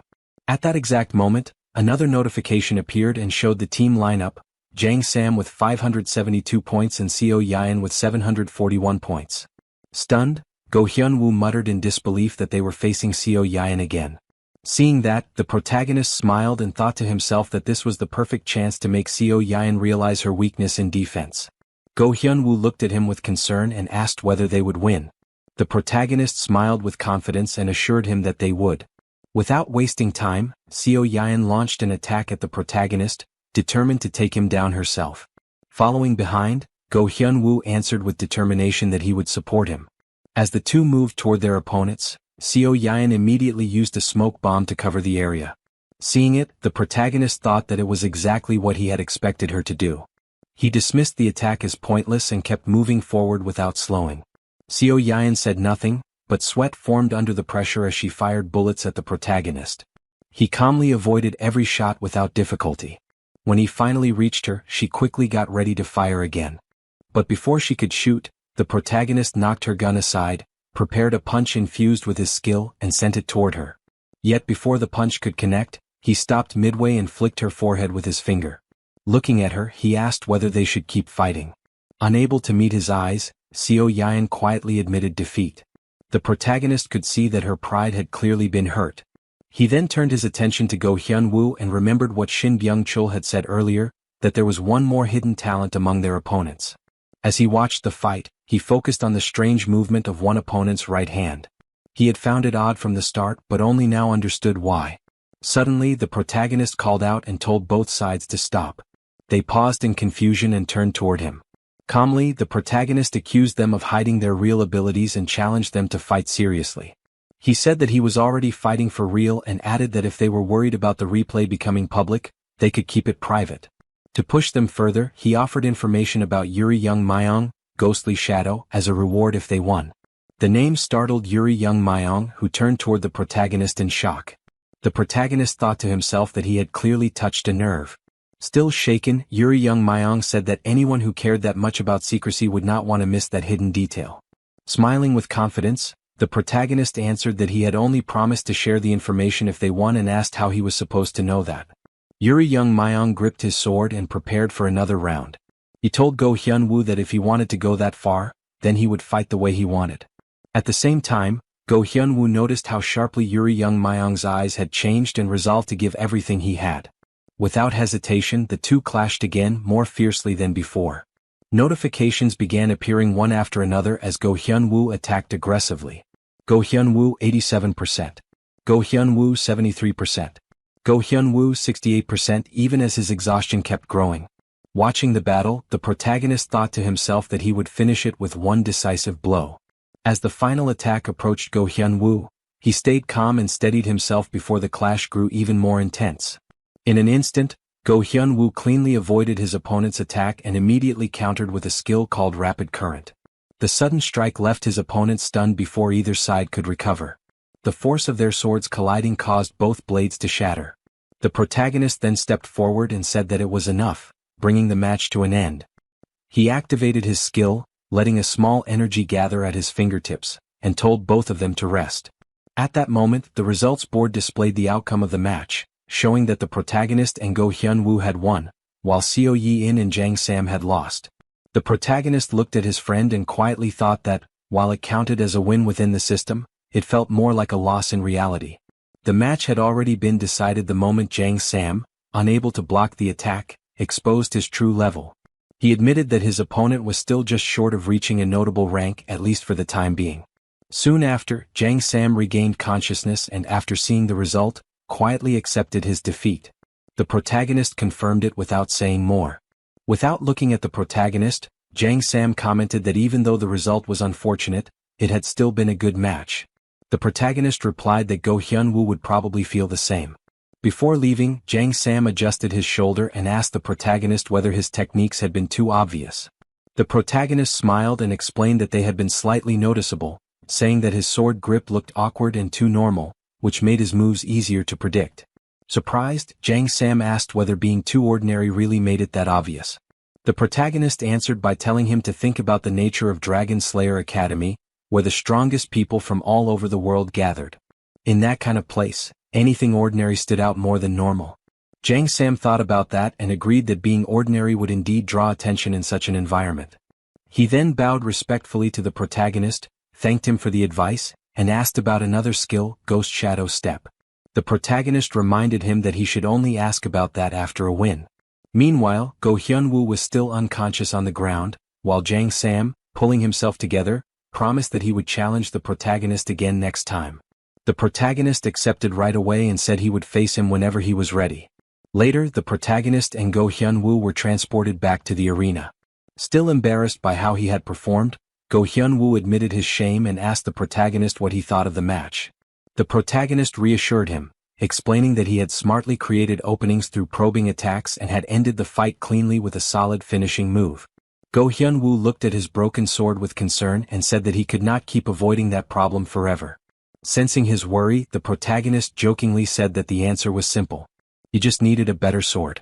Embarrassed, Go Hyun-woo thought to himself that his financial situation was nowhere near good enough to afford something like that. Without hesitation, the protagonist took a book from his inventory and handed it to Go Hyun-woo, explaining that weapons did not always have to be bought with money alone, then asked how many points he had saved. Go Hyun-woo quickly checked and said that he had around 5,000 points. The protagonist told him that this was more than enough and advised him to buy both an E-rank longsword and a D-rank longsword. Go Hyun-woo followed the advice and purchased them. A system notification confirmed the purchases, listing both swords and extra crafting materials called thermal catalyst reagents, which he also bought with his remaining points. The protagonist told him to hand over the reagents first, and when Go Hyun-woo asked what they were for, he explained that they were crafting materials and promised to help him make something useful. He told Go Hyun-woo to focus on recovering and assured him that they would work on it together. Grateful, Go Hyun-woo smiled softly and thanked the protagonist. That evening, the protagonist headed to the fourth workshop, thinking that the week's duels had already ended and that he should prepare materials for an item to help Go Hyun-woo. When he entered, he greeted the room and found a boy working on something. The boy glanced back for a moment, then quickly returned to his task, clearly showing no interest in the protagonist. The protagonist remembered that Bong Jae-suk had previously scolded this boy for interfering and assumed that he did not like being disturbed. Even so, the protagonist approached again, quietly apologizing to himself as he tried to copy a skill he had seen. His system recorded the action and confirmed that he had successfully copied another skill, filling his slots. Thinking ahead, the protagonist realized that with his new skill, he no longer needed the other one and decided it was time to let it go. He smiled as he looked over the abandoned equipment scattered around the room, thinking that it was a perfect place to gather decent materials. These items were failed works that had been thrown aside for some reason, but the crafted parts were still intact. He reasoned that taking apart such items was usually harder than getting new materials, but this time it might work in his favor. He started dismantling the equipment, and the boy eventually noticed and asked what he was doing. Without raising his head, the protagonist explained that he was trying to extract materials from it, sweating nervously. The boy asked if he could watch, and the protagonist agreed with a smile. He handed the boy a glass tube filled with materials, which immediately shocked him. The boy was amazed at how clean the materials looked, almost like new even after being taken apart. The protagonist, seeing a good chance, asked whether the boy would be interested in trading some materials. The boy's eyes lit up, and he quickly asked what the protagonist needed. The protagonist named a few important parts. The boy then hesitated, worried that Bong Jae-suk might scold him again for making that kind of deal. The protagonist assured him that trading a few materials would not be a problem and that, if needed, they could get permission directly. Relieved but still nervous, the boy offered to send a message and ask for approval. The message was seen but not answered, and he took the silence as permission. But before he could finish that thought, Bong Jae-suk suddenly appeared at the door, drenched in sweat. The boy was stunned and could not understand what was happening. Bong Jae-suk ignored the situation and walked straight to the protagonist. Without asking for any explanation, he asked whether the protagonist had dismantled the equipment himself. As he waited for an answer, he immediately brought out another set of items and explained that even though it was a failed project, it had used a large amount of materials. Pointing at the solid-looking equipment, Bong Jae-suk challenged the protagonist and asked whether he could dismantle it. The scene ended with the protagonist facing that challenge. The protagonist examined the equipment and noted that the work would take some time. Bong Jae-suk acknowledged that and assured him that he would be properly compensated for the effort. The protagonist smiled and said that since he also needed materials, he would rather receive goods as payment instead of money. Bong Jae-suk agreed and offered to prepare whatever the protagonist needed as soon as he sent a list. He then assured him that it was not urgent, told him to take his time, and asked him to send the requirements by message. The protagonist responded respectfully. Meanwhile, the boy who had been working nearby pointed to himself and asked for a favor. The protagonist asked what kind of favor it was, and the boy explained that there was something in another place that he needed dismantled. The protagonist did not mind and agreed to help. The boy thanked him and promised to help gather whatever materials the protagonist might need. The next morning, the protagonist entered the classroom, surprised by how quickly the morning had arrived. He thought about finishing his work after class since there was still plenty of time, and considered taking a short nap before the lesson started. When he noticed his friend already there early, he wondered why she had come so soon, remembering that she had disappeared without saying anything the day before. He calmly walked over and asked why she was there so early, whether she had skipped breakfast and whether she wanted something to eat. She did not answer and instead showed her annoyance. Watching her reaction, the protagonist realized that she was still holding on to her frustration. Trying to calm the mood, he explained that the match the day before had been one-sided and that his only intention had been to show her weaknesses. He explained that her fighting style became much weaker once her position was exposed, and since her magic bullets had already stabilized, he suggested that this time she consider learning a support skill. That caught her interest and she asked if he would train her himself. The protagonist gently set the bread on the table and explained that although he wanted to help, this was something she would gain more from learning under another specialist in that field. Even if it felt bothersome, he advised her to sign up for mentoring. After a short pause, she accepted and agreed to do it. Just then, Go Hyun-woo suddenly appeared and commented on her decision to sign up. The protagonist supported the decision and asked if Go Hyun-woo was feeling fine. Go Hyun-woo expressed his thanks, saying that thanks to the protagonist, he was in perfect physical condition. However, he admitted that even though his body was fine, he was still worried about the weapon he had bought the day before. He planned to test it in the upcoming duels. The protagonist smiled when he saw what Go Hyun-woo was holding and encouraged him to use that weapon too. Surprised by the item the protagonist handed him, Go Hyun-woo questioned it, unsure whether it was only a simple clip. The protagonist calmly explained that although it looked ordinary, it was actually a protective item that preserved weapon durability by restoring it automatically when needed. The item details then appeared on the screen, confirming that it was a sturdy clip that protected the weapon's condition and repaired it when necessary. The protagonist then attached the clip to Go Hyun-woo's clothes and suggested that he use it together with the new weapon he had gained from a previous duel. Reassured, Go Hyun-woo thanked him and promised to use the item well. Later, during the training matches, a white-haired girl appeared together with Go Hyun-woo's team. A notification displayed the match details, showing Go Hyun-woo's team facing Young Soo-ji, Park Na-ri and others, all with their stamina at full capacity. As both sides prepared to fight, Go Hyun-woo recognized Park Na-ri as a rising member of the Nature Club. He remembered the warnings from a senior about the spirit beast linked to her and stayed careful. The match began when the green-haired girl, while petting her creature, signaled it to prepare. The small cat on her shoulder jumped down and instantly transformed into a giant tiger covered in green energy. The beast charged fiercely toward Go Hyun-woo's team. Reacting quickly, Go Hyun-woo blocked the tiger's attack with his sword and signaled his teammate to strike. The white-haired girl joined the fight and hit the tiger with a powerful technique. But she was shocked to see that the attack barely hurt the beast, reducing only a small part of its health. Panic rose in her when she realized how tough the tiger was. The tiger struck back and sent the white-haired girl flying, while Go Hyun-woo called out to her in concern. The beast then turned on Go Hyun-woo, shattered his sword and knocked him back. As he struggled to steady himself before hitting the ground, he thought about how limited an E-rank weapon was against an enemy that strong. Refusing to give up, he drew another sword and, while watching the tiger, admitted that this fight would be hard to win. His teammate agreed and suggested trying a different method.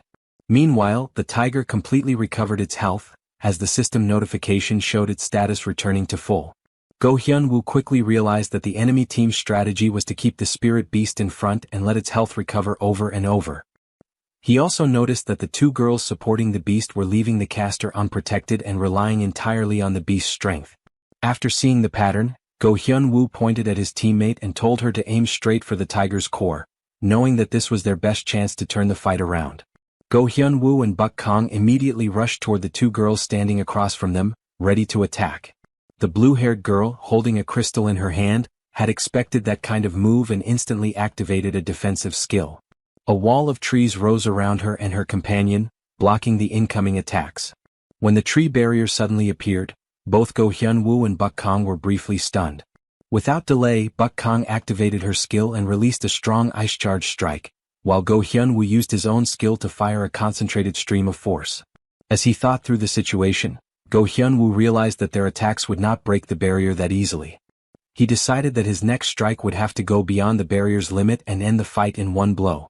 But before he could move, the tiger, which had been waiting behind him, appeared and attacked, quickly defeating Buk Kang. Startled by the tiger's sudden appearance, Go Hyun-woo froze for a moment. Later, the scene shifted back to the arena, where the scoreboard confirmed the result. Go Hyun-woo and Buk Kang's team had lost, while Park Na-ri's team had won. The next day, Go Hyun-woo expressed regret over the humiliating result from the day before. The protagonist told him that his effort had still been impressive considering how talented the opponent was. Go Hyun-woo then asked what the protagonist would have done in that situation. The protagonist explained that more than strategy or skill, the huge difference in equipment had decided the match. He added that Park Na-ri, backed by the Nature Club, had access to many kinds of skills and had recently gained a powerful artifact through trade, which meant she was equipped with superior gear from head to toe. Hearing that, Go Hyun-woo broke into a sweat and realized that defeat had been unavoidable. The enemy's strength had not come from skill alone, but also from complete preparation. The protagonist suggested that it might be time to think about other options. He explained that reaching Park Na-ri's level of equipment was impossible, but countermeasures were still possible. That gave Go Hyun-woo hope and he asked if there really was a way. The protagonist confidently brought up a rare debuff type item, the Demon Sword, and explained that it was essential for top-tier swordsmen. Hearing of it for the first time, Go Hyun-woo reacted with surprise and admitted that he had learned something new again from the protagonist. The protagonist then pointed at the clip attached to Go Hyun-woo's clothes and stressed that the first priority was making sure his weapon's durability held up. He advised him to focus on getting artifacts that improved weapon durability, especially for B-rank weapons and above. Go Hyun-woo doubted that such items would be easy to obtain. The protagonist, however, smiled and explained that even if it was still early, there was a way to get them, as drops from underground dungeons connected to the Dungeon Association. Go Hyun-woo immediately raised a concern, pointing out that it was duel season, which made that impossible. The protagonist calmly explained that it did not matter, because they would not be able to enter the underground dungeon next week either. When Go Hyun-woo asked why, the protagonist explained that underground dungeons involved real combat, unlike the surface. First years who had just enrolled would not be sent into life and death battles. Still uneasy, Go Hyun-woo asked if that meant there was no way at all. The protagonist reassured him that while it was not possible officially, there was another option. Go Hyun-woo questioned what he meant by officially, and the protagonist confidently suggested that they could sneak in by using the errand service to enter in secret. As soon as he heard that, Go Hyun-woo realized that the protagonist was talking about Shin Byung-chul and understood the plan at once. The protagonist confidently said that Shin Byung-chul would arrive soon. Not long after, Shin Byung-chul appeared before them, full of excitement and ready to help. The protagonist explained that he was planning to enter a dungeon and that Monday evening would be the right time. Shin Byung-chul immediately asked for the dungeon number. Without hesitation, the protagonist answered that it was number 388. Shin Byung-chul pulled out his notebook, confirmed that it was a D-rank dungeon called Feathered Serpent Altar meant for 4 people, and asked who would be going in. The protagonist pointed to Go Hyun-woo and showed that it would be only the 2 of them. Shin Byung-chul hesitated, worried that something could go wrong and that he might be blamed. The protagonist, however, assured him that in the worst case, they could simply leave the dungeon. Go Hyun-woo supported the plan and said that he was fully willing to go with the protagonist. Reluctantly, Shin Byung-chul agreed and began preparing for their entrance on Monday evening. The protagonist then asked what the payment for this request would be. Shin Byung-chul smiled and jokingly said that between them, payment was not needed, since he still owed the protagonist from a past event. He treated it as already settled and promised to help with full effort, though he admitted with a bit of humor that he had only gone underground once before. The protagonist, realizing that Shin Byung-chul was not very familiar with dungeon exploration, told him not to approach it half-heartedly. Shin Byung-chul, slightly embarrassed, promised that he would do his absolute best. Taking it further, the protagonist suggested adding one more dungeon to their plan for the sake of experience, dungeon number 104, a B-rank dungeon called Black Serpent Fong that reached deep levels. Shin Byung-chul immediately objected, saying that it was beyond what he could handle, but the protagonist encouraged him to at least ask the chief about it. After thinking it over, Shin Byung-chul agreed that it was not completely impossible and promised to ask. He then confirmed the plan and left after promising to meet them on Monday evening. After he left, the protagonist turned to Go Hyun-woo and said that they should finalize their plan. Go Hyun-woo quickly agreed and asked what they needed to do. The protagonist explained that they would first enter the scheduled D-rank dungeon, Feathered Serpent Altar, where Go Hyun-woo would get his weapon while the protagonist completed his own objective. He added that the following days would be used for preparation, including negotiating with the Thieves' Club for access to the deeper dungeon and securing the needed items. He warned that even the smallest mistake in that kind of dungeon could be deadly. Go Hyun-woo assured him that he was ready. The protagonist stressed that Go Hyun-woo's role was important not only in skill but also in teamwork, and that he needed to know the dungeon as well as the protagonist did. When Go Hyun-woo saw the guidebooks spread out in front of him, he was shocked and nearly speechless. The protagonist smiled and explained that they were detailed guides for both of them, telling Go Hyun-woo to memorize every word without skipping anything. The scene then shifted to workshop number 1, where the protagonist was working on something when Bong Seok arrived. He asked about the materials the protagonist had been collecting, specifically floating stone extract, mana engine and weather chip, and whether they had been obtained. The protagonist gratefully explained that thanks to Bong Seok's help, he had been able to get those rare materials without difficulty and expressed his thanks. Bong Seok then looked at the gathered materials and noticed that the protagonist was finishing up. He asked if he could take a closer look, and the protagonist gave permission, asking him to wait a moment until he finished. The protagonist completed the work with visible excitement and announced that it was done. Bong Seok, looking at the staff, asked with curiosity what the protagonist had been making. He noted that from its shape, It looked like the head of a staff or scepter, and asked whether the main body had already been secured. The protagonist smiled and explained that he still had not found anything suitable and planned to take his time choosing the right piece. Inwardly, he wondered if he should look in the lower levels of the dungeon district. Bang Siak then remarked that now that the rainy season was over, the protagonist probably would not be coming to the workshop as often. The protagonist agreed and expressed his thanks, saying that he would still stop by from time to time. The scene then shifted to Class 1-3's classroom, where the teacher explained the theme of the week's strategy mission, Sweep. A map called Rocky Zone appeared on the board along with rules stating that the dungeon was a two-person instance with random matchmaking.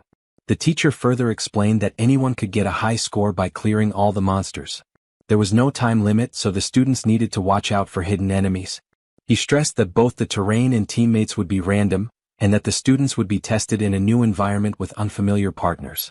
After closing his book, the teacher told the students to cooperate and take their time, then dismissed the class. Afterward, Go Hyun-woo turned to the protagonist and remarked that it looked like they would not be able to team up for this week's mission. The protagonist answered with a light smile, agreeing that everyone would be entering alone. At that moment, Seo Yaen, who had been asleep, woke up and suggested pausing the mana bullet lessons for the week. She noted that mentoring week was coming soon and that new skills could be learned then. She suggested spending the time strengthening the basics instead. Go Hyun-woo agreed and said that sounded good, while Seo Yaen simply nodded. With a joking look, the protagonist told them to try practice mode before entering the real mission. Inwardly, he thought that practice mode was pointless for him and only a waste of time. As he looked ahead, the protagonist thought to himself that he would go straight into the actual mission without hesitation. His attention then moved to the system notification, and he silently hoped that he would be matched with a decent partner. No matter who it was, he intended to get a perfect score of 100%.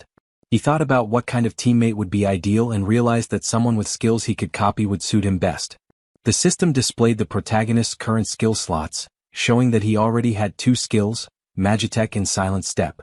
The protagonist realized that he would not be using Magitech anytime soon, so he considered replacing that slot with a more combat-focused skill. At that moment, he noticed that his partner had arrived right on time. Then, as he looked toward the portal, he grew confused and wondered what was going on. A red-haired girl stepped out of the portal, and when he recognized her, he was surprised but slightly amused, realizing that it was someone he had met before, Hong Hyun-woo. The red-haired girl was just as shocked, reacting strongly the moment she recognized the protagonist and feeling upset that she had run into him again. The protagonist wondered why she was reacting so strongly. At the same time, the red-haired girl recalled their earlier matches, from the placement exam to the PvP battles, where she had always beaten him badly. Because of that, she assumed it was only natural for him to feel intimidated. The protagonist smiled to himself and thought that his main goal was to clear the quest efficiently. He decided that keeping the atmosphere slightly tense would make things easier, so he chose not to ease the pressure. He then looked at her confidently, annoyed that she was not moving, and told her to get going without wasting more time. With tears in her eyes and clear nervousness on her face, the red-haired girl reluctantly agreed to follow him. Later, as they ran together, the red-haired girl began to regret her decision. She sat in silence and thought that she should have taken the day off and tried again the next day instead of forcing herself to clear the mission early just to protect her pride. After running for a while, she looked at the protagonist ahead of her and cried out inwardly in frustration. She had never wanted to be paired with him and could not understand how she had ended up stuck with him. She also wondered where they were even going, since the area around them looked strangely empty, without realizing that the protagonist was quietly killing every monster without drawing attention. She only looked at the system notification and wondered why everything felt too easy. She found it strange that monsters should have been around every corner, yet the area stayed empty. When she spotted a fallen goblin nearby, she panicked, thinking there was still one monster left, and called to the protagonist for help. The protagonist, however, ignored her, which only made her more frustrated. She clenched her teeth in irritation and wondered why he would not even answer when she called for help. It felt to her like she had been left alone to clean up everything. In her frustration, she activated her own skill, combustion, and attacked a monster, while still thinking to herself how impressive the protagonist's fighting was, even though it annoyed her. Deep down, she wished they would stay together, and she grew irritated that he would not cooperate. Even if she did not say it, the thought remained in her mind. Meanwhile, the protagonist ran ahead of her and impatiently scolded her in his thoughts, wondering whether she really believed she could clear the entire mission alone. He urged her not to fall behind and to keep up with his pace. The red-haired girl, Hong Yunhua, hesitated for a moment, then agreed to follow his lead, answering awkwardly as if uncertain but still willing to cooperate. As she watched the protagonist, suspicion started to grow. She thought that something had felt off during the whole mission. He had not hesitated even once or stopped for a moment. He kept charging ahead without a second thought, as if he had already completed this exact mission hundreds of times before. Without warning, the protagonist suddenly stopped and told her to wait. He pointed toward a tunnel in the distance and asked if it was a burrow. Curious, he suggested that they take a closer look. After checking the entrance, Hong Yunhua judged that it was probably a goblin burrow because it was so small that a person could not crawl through it properly. Confident in his idea, the protagonist told her to check it anyway. Startled, she hesitated and asked if she really had to do it. The protagonist gave her a sharp look, implying that she could handle it and pushing her forward. Under pressure, she nervously agreed and decided to crawl into the hole despite her reluctance. Watching her go into the burrow, the protagonist grew confused. He had not expected her to actually crawl inside. He had only meant for her to cast a fire spell into it from outside. As she moved in, a yellow light suddenly burst out from the tunnel. The protagonist noticed it and wondered what the glow was. Before anyone could react, the tunnel exploded. Unshaken, the protagonist remarked that explosions like that were common in a dungeon like Ruby Tower. After the dust cleared, Hong Yunhua crawled out of the burrow and rubbed her face in frustration. She complained about what had happened and wondered why she was going through this, but then resigned herself to the fact that dungeon crawling often led to that kind of chaos. Getting back to her feet, she expressed relief that they had found the goblin burrow in time and managed to wipe out the goblins before they escaped. Just then, a system notification told them that only one monster remained. The protagonist noted it and said that they only had to defeat the final boss to clear the mission. But before they could respond, a dangerous monster suddenly appeared behind them. The protagonist quickly grabbed Hong Yunhua and warned her not to let her guard down in a dungeon. Feeling awkward, she apologized and blamed the explosion, thinking it might have drawn nearby monsters. The large boss monster now stood before them. The protagonist explained that it had to be the dungeon boss and reassured her that since they had to fight it anyway, this was a good chance. He told her to stay focused and promised that the fight would be manageable if they attacked together. As he looked at her, he thought that she still seemed shaken and partly blamed himself for it. He decided that he needed to help restore her confidence. With that in mind, he suddenly told her to face the boss alone. The girl was shocked by the sudden demand and could not understand how she was supposed to fight such a strong enemy by herself. The protagonist, however, confidently pushed her forward, insisting that she could do it and telling her not to back down. Encouraged by his words, she stepped forward and accepted the challenge, saying that she would try.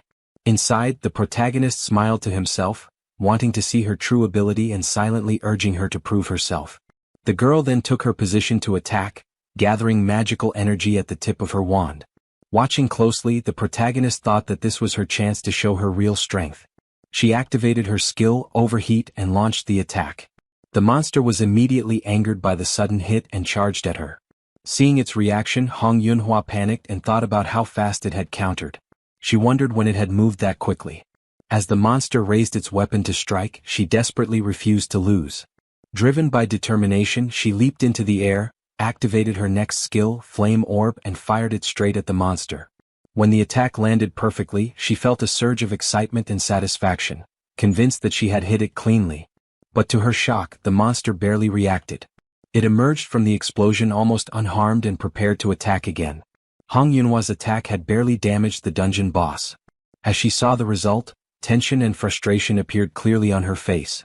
She quickly realized that the boss had taken almost no damage and suspected that the dungeon had been designed with a damage reduction trait. That thought only made her more irritated at whoever had built the dungeon that way. Before she could rethink her next move, the dungeon boss threw its axe at her with tremendous force. She barely dodged it, knowing that the overheat effect would not last much longer. Almost at once, the boss followed by throwing its second axe. The unexpected combo left her almost no room to move. As she lowered her stance by instinct, she realized that it was already too late to dodge properly. With her options running out, she got ready to raise a barrier to protect herself. But before she could do anything, the protagonist stepped in and used magic to knock both axes away from her. The sudden rescue left her briefly stunned, but relieved that she had survived. The protagonist urged her to stop hesitating and use the power she still had left. She understood what he meant and remembered the fire pillar technique she had been avoiding. Memories connected to that skill briefly came back, memories she clearly wanted to forget. Even so, she knew that while the skill was powerful, its effective range was short. The protagonist made it clear that he would hold the boss in place so that she could focus completely on releasing its power. As he rushed forward, she tried to stop him out of worry, but he was already too fast. With one simple motion, he used magic to smash the dungeon boss into the ground and force it into a vulnerable position. Pushing down her hesitation, Hong Yunhua focused entirely on her part. The boss began struggling violently as it reacted to the magic circle forming beneath it. She noticed right away that the boss had sensed the spell, but the protagonist told her to keep going without losing focus. He kept pressuring the boss on purpose, making sure it stayed occupied and could not escape. Using his magic, the protagonist repeatedly drove the dungeon boss into the ground and stopped it from breaking free. Once the magic circle was finished, Hong Yun moved closer and warned him to get out of the area at once. Even when the boss rose again in anger and tried to attack, the protagonist calmly avoided the blow and moved just outside its range. After confirming that the distance was enough, Hong Yun steadied herself. She gathered all of her remaining strength, knowing that this one strike would decide everything. When she released the fire pillar, it completely swallowed the dungeon boss and left it no chance to recover. As the flames consumed the boss, the protagonist watched the result with quiet confidence. When the fire finally died down, the dungeon was fully cleared, and the system recorded a perfect clear with a full score and bonus rewards. Exhausted, Hong Yun admitted that the fight was finally over.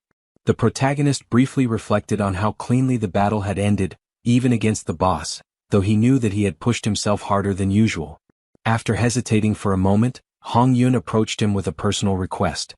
She asked him to make the replay of the battle private, clearly uneasy about letting others watch it publicly. To make up for the lost points, she offered a ruby and insisted that it was more than enough for that request. The protagonist was surprised by how valuable the ruby was and wondered to himself why she would go that far over a replay. From her side, his reaction made her worry that the offer might not be enough. Because of that, she tried to raise the offer, but he stopped her and agreed to settle for what she had already given. He acknowledged the effort she had shown in the battle and called her by name, which caught her by surprise. The fact that he had carried much of the fight from the start left her feeling conflicted and embarrassed.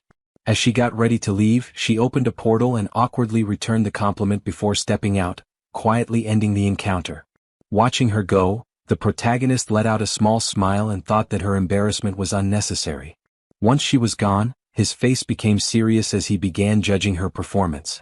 Hong Yunhua had moved much better than he had expected, and the rumors that she was on the level of rising talents now felt justified. What impressed him most was her close-range combat ability, which had gone beyond his first assumptions. Through the copied skill system, he confirmed that he had successfully obtained 2 abilities from her, Overheat, rank D, and Thief Step, rank B. That confirmed that her skill set had given him freedom in choosing what to copy. Although he was not completely sure what Overheat had taken from her, he could tell that it had given him access to a powerful flame-based technique called Inferno Fist. With a skill like that, he knew his physical abilities would rise greatly. His attention then moved to the ruby she had given him. He thought about what to do with it, knowing that he needed to go to the underground floor of the dungeon building that night. He decided that stopping by Ruby Tower later would be the most practical way to handle it. The scene then shifted to the ground floor of the dungeon building, where the protagonist was teleported inside. After a quick look around, he noticed that Go Hyun-woo and Shin Byung-chul had not arrived yet. Since he still had time, he chose to check his quest rewards while waiting. Opening his panel, he confirmed that the Week 4 strategy battle subquest had been fully completed. The objective had been cleared with a perfect completion rate, and the reward gave him an extra copy trait slot. Seeing that, he felt relieved because it finally let him copy a new trait. He hoped to find something useful before entering the underground dungeon. At that moment, someone appeared behind him and complained that he had gone ahead without saying anything. When the protagonist turned around, he saw 2 familiar faces. One of them urged the group to leave soon because it was already getting late, while Hyun-woo confidently said that he would not disappoint. Before they left, the brown-haired boy said that he had something to hand out. He gave both of them second-year tie pins and anonymous badges, telling them to put them on. After putting his own on, he explained that the items blurred their facial features and made their appearances look ordinary. With those on, even if they ran into senior students, they would not draw suspicion. The effect was immediate and obvious, and the protagonist was briefly surprised by how unclear the boy's face had become. Hyun-woo pointed out that simply passing by others would keep anyone from recognizing them. Inside, the brown-haired boy found the feeling strange but amusing. Satisfied, the protagonist signaled for them to continue downward together. As they went down the stairs, Hyun-woo commented on how long the path felt. The brown-haired boy reassured him that they were almost there. Hyun-woo then admitted that although he knew the dungeon building was big, he had not expected it to be this huge. That was especially true considering how long it took just to reach the D-rank floors. He started imagining how deep the lower levels must be. Before he could think further, the protagonist explained that teleportation devices were normally used for movement. But because they had entered secretly, those options were not available. He added lightly that a skill guide could still get around those systems if needed. The brown-haired boy agreed and laughed as they got close to their destination. When they arrived, the brown-haired boy formally guided them forward and announced the location. They had reached dungeon number 388, the Feathered Serpent Altar.